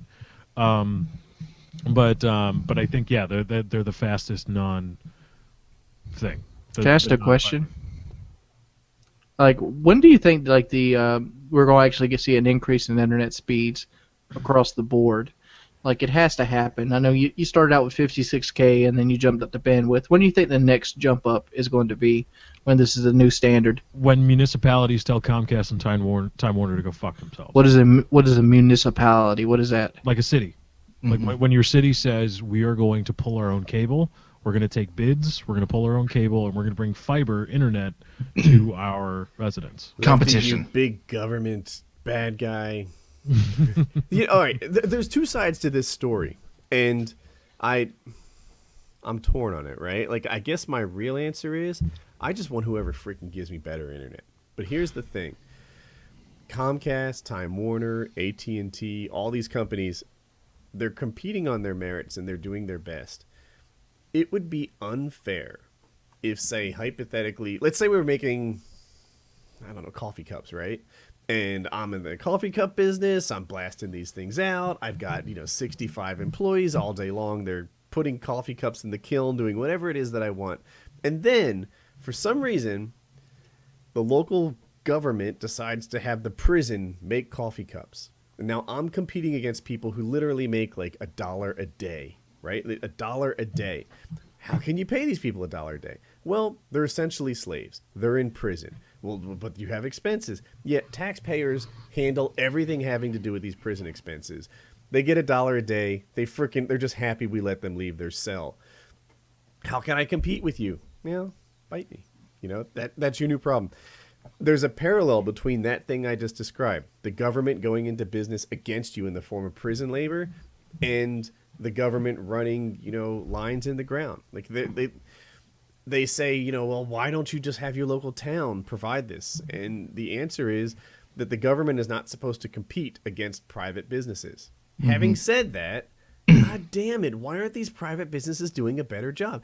Is there such a barrier to entry that we can't get anyone to prefer? Like, I know in my area, I don't have much choice. I have AT&T, which sucks, and I have Time Warner, which sucks a little bit less. And I'm not really in love with either of them. My computer's gotten faster. My hard drive got faster. My CPU got faster. My video card got faster. My internet hasn't gotten better in years. Nothing else works like this, right? The amount of bandwidth that I want keeps going up and up and up, but the amount of bandwidth that I get feels kind of stuck. And I know that the amount of money that it takes to run the internet is not going up, right? The hardware that they can buy keeps getting faster, but they're not passing along to me. Instead, they just buy a bigger machine that's cheaper to run, that's better managed. They can get more of me. They can have bigger profits, and they're enjoying those profits. I look at them as bartenders. You look at Time Warner as a bartender. How right. So? Or let me go for this. Like, my house in Conway is the router I'm using. Well, the modem I'm using is capable of putting 40 by 10 to me. How do I know this? Because it's the biggest package they offer, but it's like $650 a month. All right. With that being said, they have access to give me that, but they won't give me that at a reasonable price. Why? Because they don't have to. And I feel like it's just like a bartender watering a drink down. You order a scotch. His job, the bartender's job, is to give you that scotch with as little scotch in it as possible, and you're happy. And this, I feel like the internet providers, they're going to give you the minimum amount of internet they can give you because it's a bigger profit on their end. Yeah, if they offer a better package, and you pay a lot. What is your monthly rate? My monthly rate is $200 for my big line and $50 for my residential. Did you say $250? It was $250 for 2 lines. Okay, like so I get a residential and 50, right? So, yeah, I don't know why other people can't seem to get into the business of being an ISP. It seems to be there's giants and nobody else. But I do know that I just don't take the step lightly of the government, getting into the business of competing with their companies. It's a sketchy thing. It's a dangerous, slippery slope. Having said that, when I was looking at places to buy homes, and I guess we still are to some kind of extent, I don't know, I was like, dude, this town's got better internet. This town told Time Warner to flip off, and they have, gigabit or 100 plus megabit speeds. Maybe we should consider that, because that would be a really big deal to me. Now, I have 5 megabit upload. And right now I stream on YouTube and Twitch at the same time. I would love to stream on YouTube, Ustream, Twitch, freaking Yo Mama upload place. I'll blast that message out on every site that's a site. I'll put it on your site. You want to embed me? Let's talk, baby. But I can't because I don't have the like upload. gamingfan.com. Gamingfan.com would be a great place to stream Mm-hmm. on. But I can't add other sites because Time Warner limits me to 5 megabit upload. And, you start dividing that, too many ways, and you got a really crappy image quality. So I want them to upgrade, and they're just not doing it. They have no reason to. That's the thing. I'd get my across dick the get board. Hard. There's what? I said my dick get hard to have Woody's internet. Oh, okay. Just making sure. That's not what you just said. My dick get hard. Yeah. I didn't want to cut Chiz off. Oh, well, thank you. But they have no reason to. They all agree this is basically all cable lines. Their packages around the same time. Warner, you don't get what Comcast does, but what you pay for is around what you would for Comcast and whatnot. They have no reason to. And Verizon Fios is not everywhere, and Google Fiber is not everywhere, and it's ridiculous. It's just all as much profit we can squeeze out of. Could they flip a switch? Yeah, but they've got no reason to, and it's really bad because I think in 92 or 99, the Telecommunication Act, all of those companies were given so much money to increase the infrastructure and all that shit and make it so we would be in the era of like a lot of different European countries are right now. But they're a corporation. Profits made everything. They have no reason to give us a better package at a better price, so they don't. That's how they think. They're not nice. They're monopolies in a sense of the term. Basically, it's like oil. They all shake hands, Time Warner and Comcast. It's not one monopoly, but they're all friends in that. Technically, it's an oligopoly. Yeah, I always pronounce that wrong. Is it oligopoly? Oligopoly! Oligopoly? Now, that would have been a fun game to play as a kid. I would have played that game. Monopoly is meant to show you how, the landlord-renter relationship is unfair. That's the whole point of that game. Mm-hmm. But what's the takeaway? Be the landlord. Damn right. But you see, Woody, to your point that you're hesitant about the government entering the marketplace or the the business sense, the business realm, but they're allowing these monopolies to exist. That's right. The government can easily say, "Oh no, you cannot do all these things." Had no problem doing it to Microsoft. Won't speak up to Comcast though. I would like for them to say, dude, you want to run lines? Get a shovel. I'm totally down for that. I'm gonna make it so that it is easy and cheap, and we're gonna these telephone poles, dude, start using them. We want better internet service in my town. I'm the mayor, and I'm gonna get reelected by bringing better internet service to this town. So here are my telephone poles. Knock yourself out. You need some Wi-Fi, whatever. We'll make it happen. We'll let you do it. If I'm a government, I say elect me, and you will get better Wi-Fi speeds. It is a utility now, right? Internet used to be this like service, this thing like you turn on every now and then. Like it wasn't a mandatory utility. Now, if internet goes down to a house, it's like the power's out. Suddenly we can't watch TV, or in the form of Netflix.com. I can't play games /Woody for your free. It's like I can't do my job. I can't if my internet's down, I don't really need power either. I mean, fuck it. Like that's when I go to sleep. Yeah. What am I gonna do with power if I don't have internet? It's a utility now, and I wish that they'd step up the game. Like I know where Kyle lives. Like heck, you guys have seen it. Halfway through PKA, sometimes he just loses his internet. Yeah. I was about to say, don't stay the night at Kyle's house if you like internet. Yeah. What the dew comes out and all of a sudden the lines get wet or something? I don't know what the hell's happening. Are there possums who like Wi-Fi connections? And the bear kicks over the DSL line. Yeah. I'm not sure what is happening over there, but it drops. And like, tell you what, when we look at houses and lots and stuff like that, we are absolutely considering what kind of internet connection comes, and like what we really want is hard to get. We want a lot of land, and we want a strong internet connection, and those two things kind of contrast with each other. But it really matters. Like I was talking to, it was either Kyle or Kitty, and they were like, I don't know if I'd have bought this place if I knew that the internet connection was what it is. Now it'll get better someday, I'm sure. But when I heard it, I was like, that sounds like crazy talk. Why would you pick a house based on the internet connection? Then I thought it through. That's not crazy talk at all. You absolutely pick a house based on whether it has gas or electricity in the heating. You pick it whether it has, well water or city water. And, if you told me that this house didn't have electricity that was very reliable, which is akin to me not having internet that's very reliable, I'd be like, no. You got to have reliable internet. It's a big part of my life. So, my internet bill's more than my electric bill most of the times. And my electric bill's way more consistent. You're jerking off. What are you doing? Since I've lost a lot of weight, I have a lot of energy, and my legs shake more often than not now. Oh, it just looks like your arm is doing a little motion. Where it looks I have it sitting on my leg earlier. So yeah. No. Yeah, and he was hard earlier. I don't know. The evidence is adding up, right? You guys see it? Yeah. So we got Woody yeah. playing Minecraft, Wings, cranking. Right. Serving PK. Well, I was gonna say, so if Comcast buys Time Warner, to Chiz's point, they already don't have an incentive. If that monopoly gets that much stronger, dude, do not let this happen. Make them compete. Break them up. Break up who we have now. Do something to bring competition in, because they all seem to be asleep at the switch. There are two major businesses where somehow people don't even like them. One is their ISP. Who walks around saying, I love my ISP? Oh, the service is so great. The download speeds are so great. People in Kansas. People in Kansas. Yeah. People in Yeah, Kansas. they're like, They're talking about Google Fiber.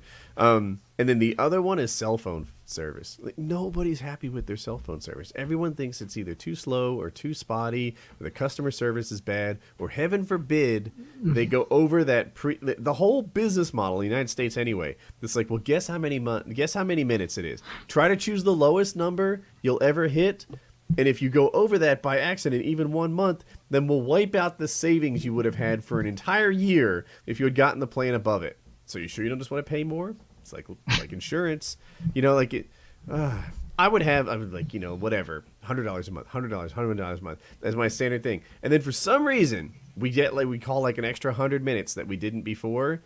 Now it's a $900 phone bill. You have a very crappy phone service. You That's don't have how it rollover is. minutes? Like That's mine how, rolls over. That's how it used to be, though. Like if you messed up a little, like all of a sudden, $1,400. I did that. Yeah. I went over. I ended up with a $1,400 cell phone bill from 1 month. 1,400? Aren't you adorable? That payment would have ended with me closing my account. No, a lot of times they'd fix it for you. Yeah. I'd call them up and I'd be like, dude, this went wild, and they're like, well, here's what we can do. We can put you on a more expensive plan and backdate that plan by a month. And you just have to keep it for several months. So you're like, all right, now I'm paying $20 more a month forever, probably. This doesn't sound like a scheme at all. It gets me out of that $1,000 hole that Jackie may have created for us. And I'd look at them and be like, honey, it says here we talked for 3,200 minutes, and I'm 86. And she's like, yeah, I like to watch TV with my sister. How do you talk for 2,700 minutes? I don't you have know. a The numbers landline? might be crazy. But yeah, Landlines are cheap. that's what they do. Oh, and then this is back in the day. Right now, like landlines are cheaper than they used to be, but it would be like, all right, you need to use this phone for the first 1,000 minutes, then this phone for the next minutes, and the rules it was like we buy, I don't know, I'll make up numbers, like 1,000 minutes a month on your cell line. So you can use those 1,000 minutes on your cell line. But when you get close to that, you need to be using the landline. And that landline's only 10 cents a minute, so use that, but that's more than free. So you want to use all the cell phone minutes and then go to the other one. And these things that made perfect sense to me, like they'd be like, yes, this is how we minimize our telecom costs in the family. To her, it would be like, I don't know, I lost track of what you were saying. You probably said it really boring. So that's a thing. Landline? I thought that was only for calling 911. We don't have one anymore. We got rid of it. Landline's so bad they force it on you nowadays. I have a landline, but it's only because of our spotty internet. Which there's bad cell phone reception, and there's bad internet. But I take it back. The internet has improved vastly, like recently. Like recently, they took an initiative and they seem to have repaired it. But I have no cell phone service at my house, really. But luckily, I've got the Galaxy S4 and it runs off my Wi-Fi. You guys want to hear my usage? Like I just looked it up on the internet. This is from January to November. I have 400 minutes used in total. My mother's cell phone has over 10,000. Wow. How do you do that? 1,000 months a minute. 1,000 minutes a month? Yes, Yeah. that. Either that or she's discovered time travel. 1,000 months. She butt dials a lot of people and goes to sleep. I don't know. I have a very good phone service, but I have unlimited minutes. But dude, my mother just destroys minutes. I'm still grandfathered into a real unlimited plan. That's good. See, I was grandfathered into an unlimited gigabyte plan, but when I upgraded to the iPhone 5, it kind of guess I canceled my grandfathering. I don't understand how that works. 'Cause the plan stayed the same. I just put a new phone on it. Do you guys need a new topic? Hit us with a new topic. Yes. If your skin color were magically changed overnight, what color would you like to become? Is this are you asking about a race or a possible other color? Any color. Oh, I hadn't thought about that. In my mind, it was a race thing. I But- immediately went to like blue or purple when you said that. Take it as you will. I don't think I would want to change colors. Yeah, if there was an option, I'd re-up at white. I'd every re-up year. at white every year. Yeah, it's working for me. No complaints thus far. Right. I'll yeah. save people from making the awful, awful jokes because you're not comedians. Black. Oh, irony. There you go. There's Louis C.K. for you. Yeah, I white's been. I'm pretty happy with white. If white's unavailable because it's a change Does that make you a involved. white supremacist? Yeah, you all are racist bastards. What is this all about? Just makes me comfortable in my own skin. I don't. Yeah, I've never tried any other race color, so I don't know how those would feel. So I just comfort zone with my skin If color. I'm black, do I get the bigger penis? Yeah, that was the where I Good went to first. question. I'm like, does the big penis come with the choosing black? Yeah, I need to know. Yeah, but think about what this is going to do to your beacon score. My beacon score. Credit He score. said you can't get a bank Oh. loan now. I don't know if I I'm done want to with take debt. that hit on my credit to Debt. get all that extra penis. I don't want to randomly get pulled over and profiled. I know, right? I don't want to have to deal with any I of don't that. need that. It's not that I think it's better to be white. I just think it's easier. Native sometimes. American, I would go with. no, I don't know. Why? He's going to get in the casino business. He's got it. Exactly. If you're native, if you're even a little native, that's what I want to change. I want to be enough of an American, a Native American, to get in on the casino racket. How about the land reserves I that don't you know get? how to say this politically correctly, so I'll just say it not so much. A lot of Native American people seem to have a low metabolism. They are a chunky folk. Do you know why? So I did a bit of research into this. So apparently, because don't ask me how I got onto this, but I was looking at authentic. Oh, there was a question posed on Reddit. Why are there no authentic Native American restaurants? And the answer was that the Native American diet that it was had been completely destroyed by the white man. And when we put them on those reservations and stuff like that, and we put them in corners of the country where they couldn't feed themselves, we basically put them on sort of a welfare program where we gave them like potted meat, like flour, cornmeal, sugar, and like I don't know, butter, like shitty stuff like that. And so their dishes had to become based on those ingredients, and those are all very unhealthy ingredients. And one of them was this fried bread they eat, and that fried bread is like 1,700 calories a serving or something crazy like that. And that's what authentic like Native American cuisine has become is what, you know, basically welfare food. That's why they're fat. Government cheese. I guess I'm just thinking, Cowboys and Indians was a while ago, right? Yeah. Are you still stuck on that? Like, can we not like? I think they're. You Well, know, the it was poverty level on Native American reservations is astronomical. staggering. It's ridiculous how many. of We them got are. one here. Let's ask him. Do we? Tell us stuff. Lefty. Oh, I'm part Cherokee. really? That's just a whatever. You're very white Cherokee or lefty. A 16th. Yeah. I am from your homeland. Did you know that? You should come back down here where you belong. They made you walk all the way up there on that Trail of Tears, and you only made it back halfway. Yeah, in South Carolina, we got a Waccamaw River, which is Cherokee. Come on. Yeah, there were a lot of Cherokees that lived in this little area I'm in. We find arrowheads a lot, and spearheads, and never found any pottery or anything. But yeah, the Cherokees got it worse than anybody. They were, Arrowheads. There were slaves here in North Carolina, and we find unmarked graves. We do. Oh my! Yeah. Wow. Yeah, you buy homes, it's like, oh, hey, look at that, here in the brush. There's... Someone's dead here. What does the HOA say about that on your I've property? seen this Woody? in a movie before. What it was called? Poltergeist? No, it's just like really, like my friend Dan from PKA. He had dead slaves in his backyard. You know, and Oh, he found some of mine, huh? you look Oh, around wow. and you're like, yeah, why is there like it's like this is an oddly placed square rock. It doesn't look like it belongs here. Oh, equidistant space. Oh, there's one here. Check this out. You know, like this is A rich man owned this land before. welcome to North Carolina. It's a thing. There used to be slaves here. Don't have that problem in California. No, I don't Just know. Charles Manson. I'm trying not to be incredibly insensitive, but it seemed more like not that we dug him up or anything, but it was like a buried treasure. It was like, look at this! How awesome is that? Like the thing, like it was like if we found a historical site. That's what it felt like. That was the general. Yeah, thought. buried treasure. I think was a little much. It was like a piece of history happened here. Not a delightful piece, but this is the thing. No, not a delightful. So we were trying to pick a skin color. Yeah, I think I'm staying Native around. American. Well, if you can stay where you are, then No, stay. you can't stay where you are. I didn't think so. You That's not can. really fair. Oh, Yeah. do I have to pick a race to go to? I think so. Yeah, let's do that. You know what the right answer is.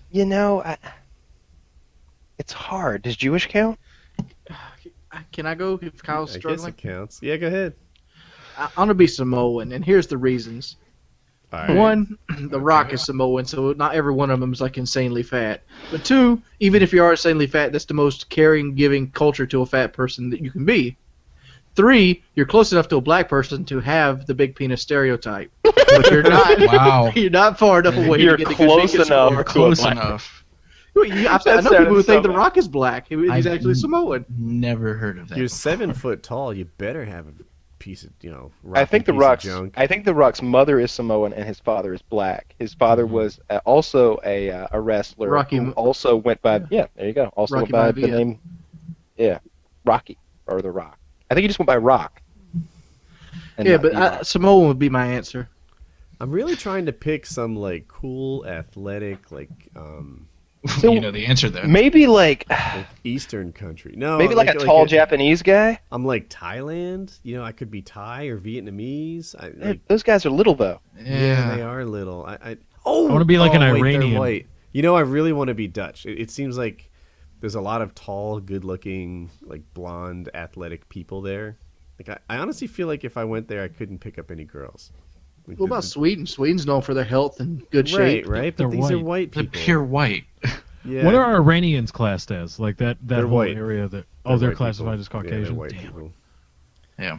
because that's like close enough to But like Kyle a brown picked a guy. white but- Yeah, Or is people it- don't know. They think Iran. They think that it's going to be like a brown people, you know, of one variety or another. But they're not. Iranians are actually white people. So nobody's picking Arabic here, huh? No, I do that. It's not a. I just want It's to. just white though. This you. No, I think. I mean, I don't think of like. We're not okay. Iraq? To the people into the comments that get angry about it. We're not geneticists here, so calm down. Yeah, settle down. And how do you tell the We're- difference between a phenotypes white and, race and tan? You know. Yeah, we're just taking a very racially insensitive topic and running with it. I'm sticking with Native American. Really, I'm like. And if Kyle picks Jewish, me and him are gonna be good friends. I'm trying to really Yeah, I'm going expand my Jewish. options. Like what are the Mongolians? What do they look like? Every time I think of Why don't you pick Hawaiian? that's Samoan. Yeah, Mongolian. No, I'm looking. I'm mostly picking on. I want them to be financially prosperous and like fit. And Hawaiians are 0 for 2 Germans. on that one. Won't you be German? Germans are They're white. white. Caucasian. Every European country, for the most part. Yeah, I is really think you have to white. go to like Southeast Asia to find. How what I'm about looking South for. America? You can get some black That's people get some white. money there. No, South Americans are America's Cuban. white. South Americans are white. Oh, sorry, South America. I'm thinking South Africa. South Africa. That's my bad. So I feel like I don't know too many white people from South America. I'll be a Turk. Yeah, Pablo yeah. Escobar was Yeah, wasn't very white. I guess Brazilian. I think I might go with Brazilian. Yeah, Brazilians have a sort of a. I think a pretty they do. big. Yeah, for their population, they do unusually well in global athletic competitions, Mhm. and and their economy is kind of up and down. Like it's Bananas always and coconuts. it's always radically good or bad in Brazil. It's never stable. They're either the next United States or the next. Let me ask you a question, Ethiopia. Rack. You're putting like really good shape as a very high bar here, but like isn't your physical fitness something that you dictate more so than your genetics? Who the hell knows? I don't know. I've only ever been one genetic makeup, but it does seem like some people have an easier time being fit than others. And I'm sure It- that's it- been studied. It does see that, but like But to me, like, couldn't you just put in the extra time to make up for that your slow scale? I think we're going too far into this. He has skin color, so just Yeah, you not could, but I think it changed from skin color to race though, Yeah. because we nobody wanted to be blue or purple. Well, all right, just shit on me. What Lefty? color did you want to be, Chiz? I screamed out blue with enthusiasm, and I was shunned. That would happen if you chose. Were you gonna blue. make? It would. I'd be Let's on an imagine all island the somewhere. racists that would come out. You'd have like these hicks with their shotguns. Yeah. I don't want no blue people dating my daughter. No, I think- Chiz could just join the Blue Man group. He'd be good. Exactly, it'd fit right in. I think if you chose something like blue, you'd have a hard time in life. Probably. Either that, or you'd be on the Cosmo magazine cover. Not that magazine. I was thinking like Circus Freaks or If something you have like a that. desire to be ostracized this extremely, why don't you get a facial tattoo? Just do I it. think the blue thing would be worse. At least there's groups of people that hang out with facial tattoos. Yeah. I'd hang out with a blue guy. You know, you'd have people interested in you all the damn time. Like, dude, your friend's blue. Yeah, can we get a seat at the restaurant? Sure.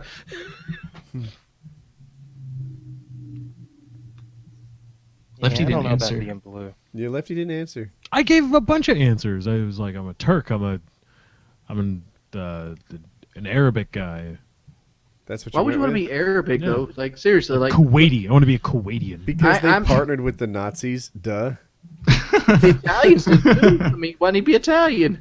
Because they white. Because they're white. He had to find someone. He was either going to be Japanese or Arabic, and he went Arabic. Hold up. Let's do our scale again, because like, racially insensitive Japanese people are considered what, yellow? Like what are they called? I think that's insensitive to say now, but there was a time when they were considered yellow skin. But I Right, consider Japanese people closer to white than Italians, because Italians are always like this olive skin. I would say that as well.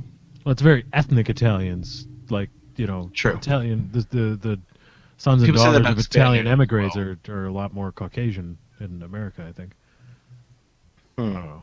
Like the people from Jersey Shore, I wouldn't consider them white. It varies They a lot. live in They're a tanning tan. booth. What They're do you? tan. There's a difference. You don't change your race. They've been left in. Never mind. Never mind.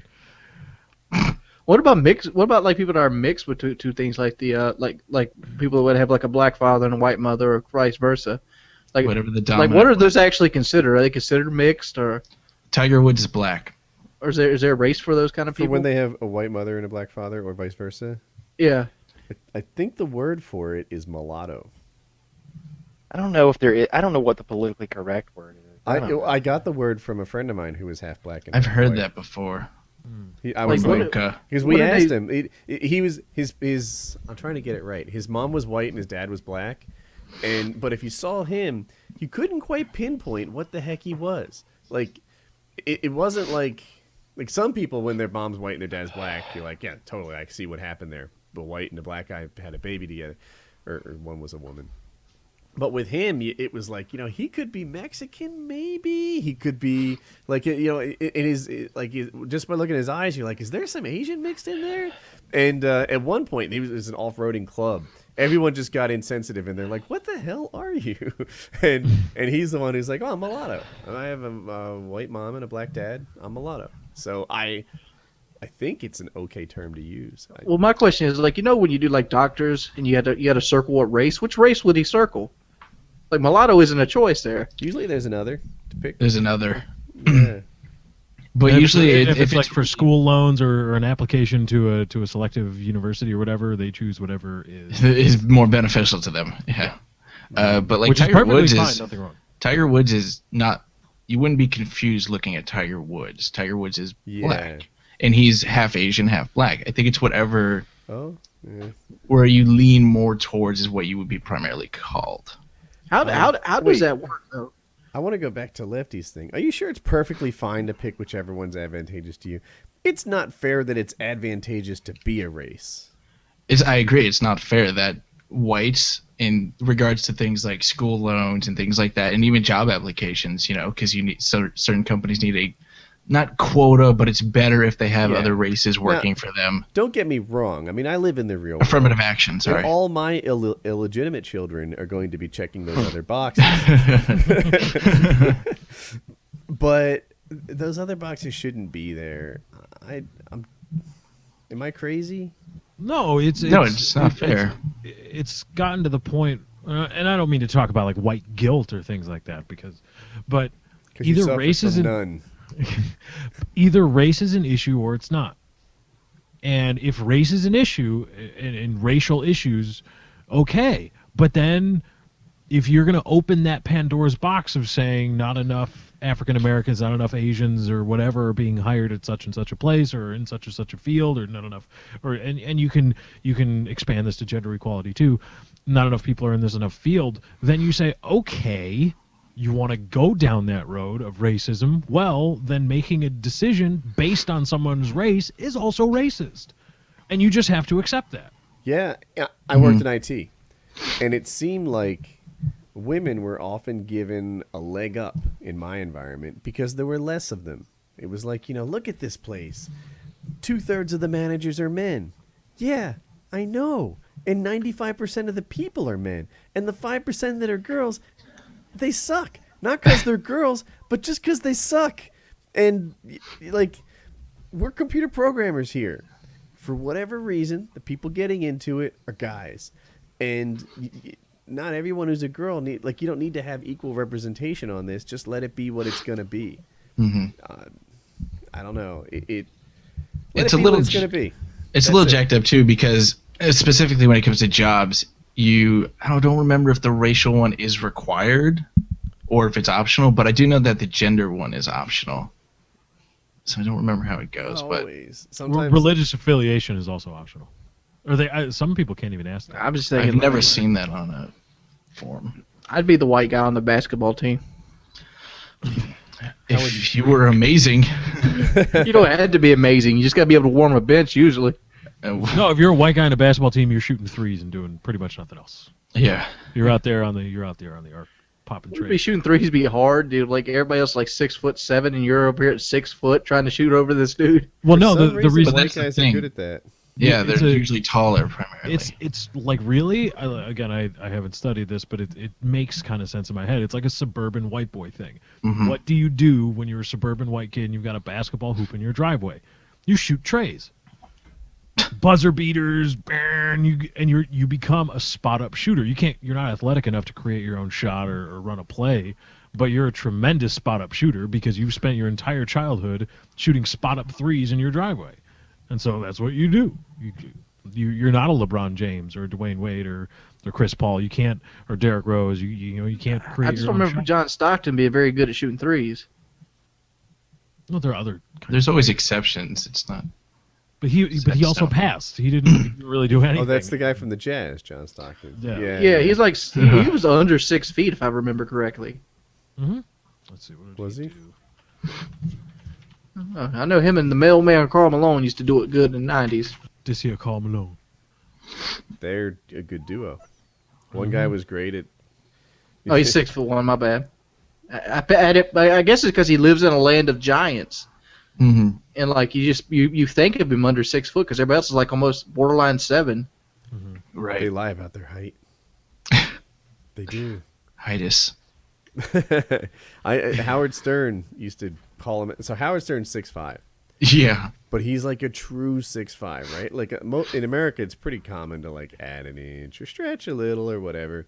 He's exactly 6'5", and everyone who's 6'7", 6'9" from the NBA would come on the Howard Stern show. They would not be 2 or 4 inches taller than him. He'd be taller than the guys who were 6'7". And he's like, I'm 6'5", I'll measure it. And all the NBA guys are like, no, get the fucking tape measure away from me. I don't want my true height coming out. It costs me $6 million a year. They're like, no, whatever. I'm 6'7". Just view me here from a distance. But yeah, apparently the heights are all stretched. Yeah, that happens. Yeah, John Stockton is not shooting too many threes. I guess in one year he was pretty good. He had a 400% field goal to 3 range, but most times it was 182. Well, he shot 380 from the field throughout his career. I just looked it up, and he was good for about 100, 200 3-point attempts in a given season, which he's not lighting it up from 3, but he wasn't afraid to shoot threes either. Talking about small guys, remember Muggsy Bogues? Yeah, I don't belong in basketball conversations, but I remember that guy. That guy. He played at the same time as Manute Bol, too. And he was the opposite. Mm-hmm. He's on the Hornets, the Charlotte Hornets. Now the Bobcats. They're the Bobcats now. I don't know where the hell the Hornets went to. They went to New Orleans, and then they just went away. And now I believe they're coming back as the New Orleans Pelicans or something. And it's like, I don't know. Painkiller Already is not the place to come for basketball talk. No. We're as white as we could be here. Yeah, we're not big basketball fans. Sacramento Kings. I couldn't name you one player ever to play for the Sacramento Kings. I could when they were in their prime. All right, Woody, who you got? Malik Rose. Malik Rose. Wasn't thinking I was gonna say Chris Webber, Mike Bibby. I mean, Sacramento Kings. Most people think of. Oh wait, no, I'm thinking of the San Antonio Spurs. The guy I picked played for the Spurs. God damn it! Oh, all right, I lose. Tyreek Evans. There you go. Good for you. I don't know. We're not good basketball people here. All right. Trying to think. What should we talk about next? I'm thinking about getting a new computer monitor. I don't know what to do.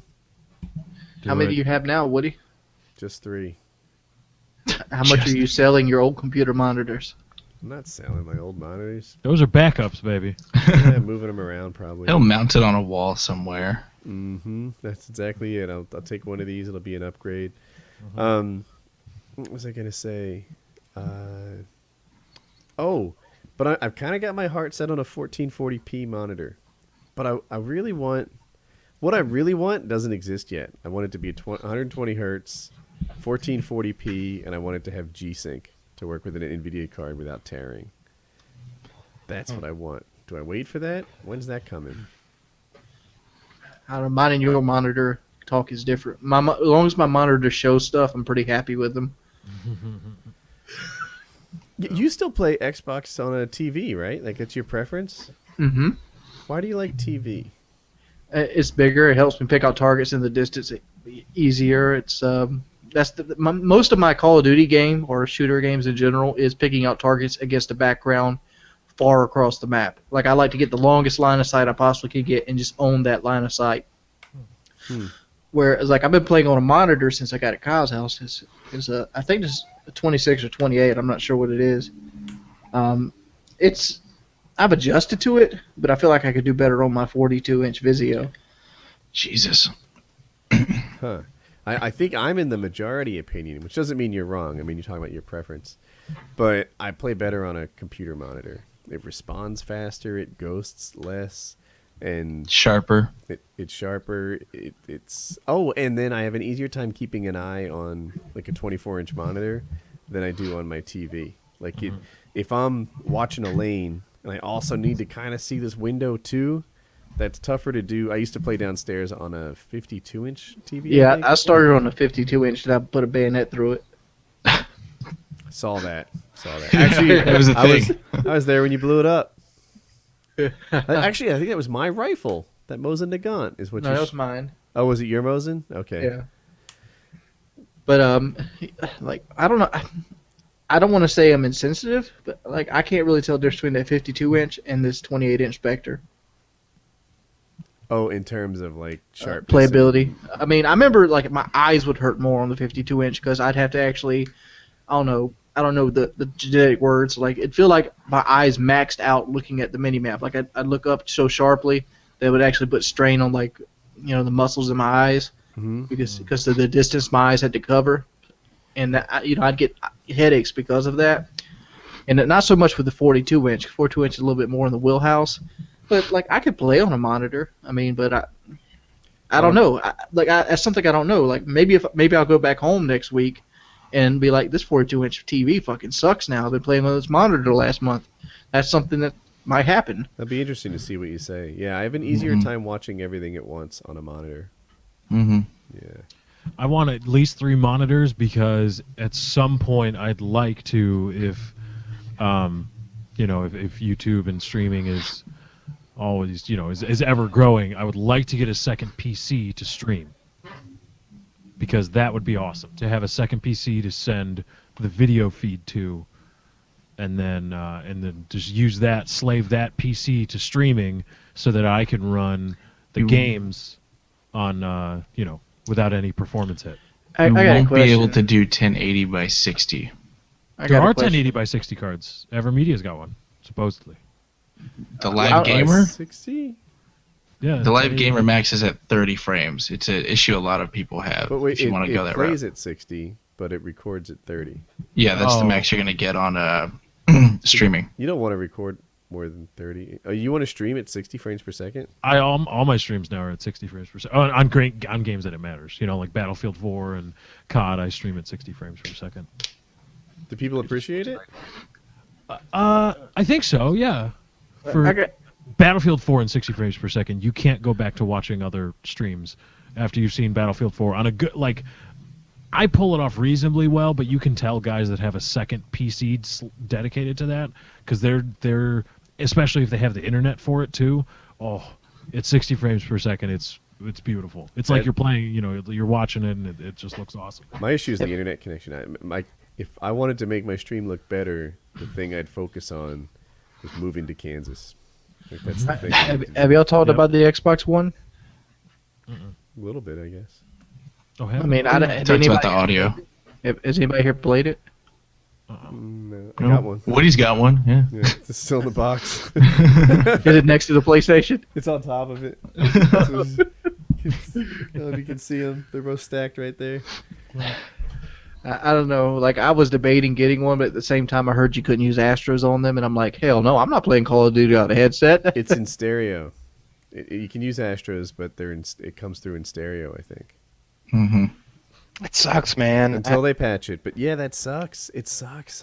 God. That's a I really probably critical error. won't. I probably won't buy one. You know what's cool about the PlayStation 4 I didn't know? What's that? It plays audio through your controller. I have a surround sound now. Yep.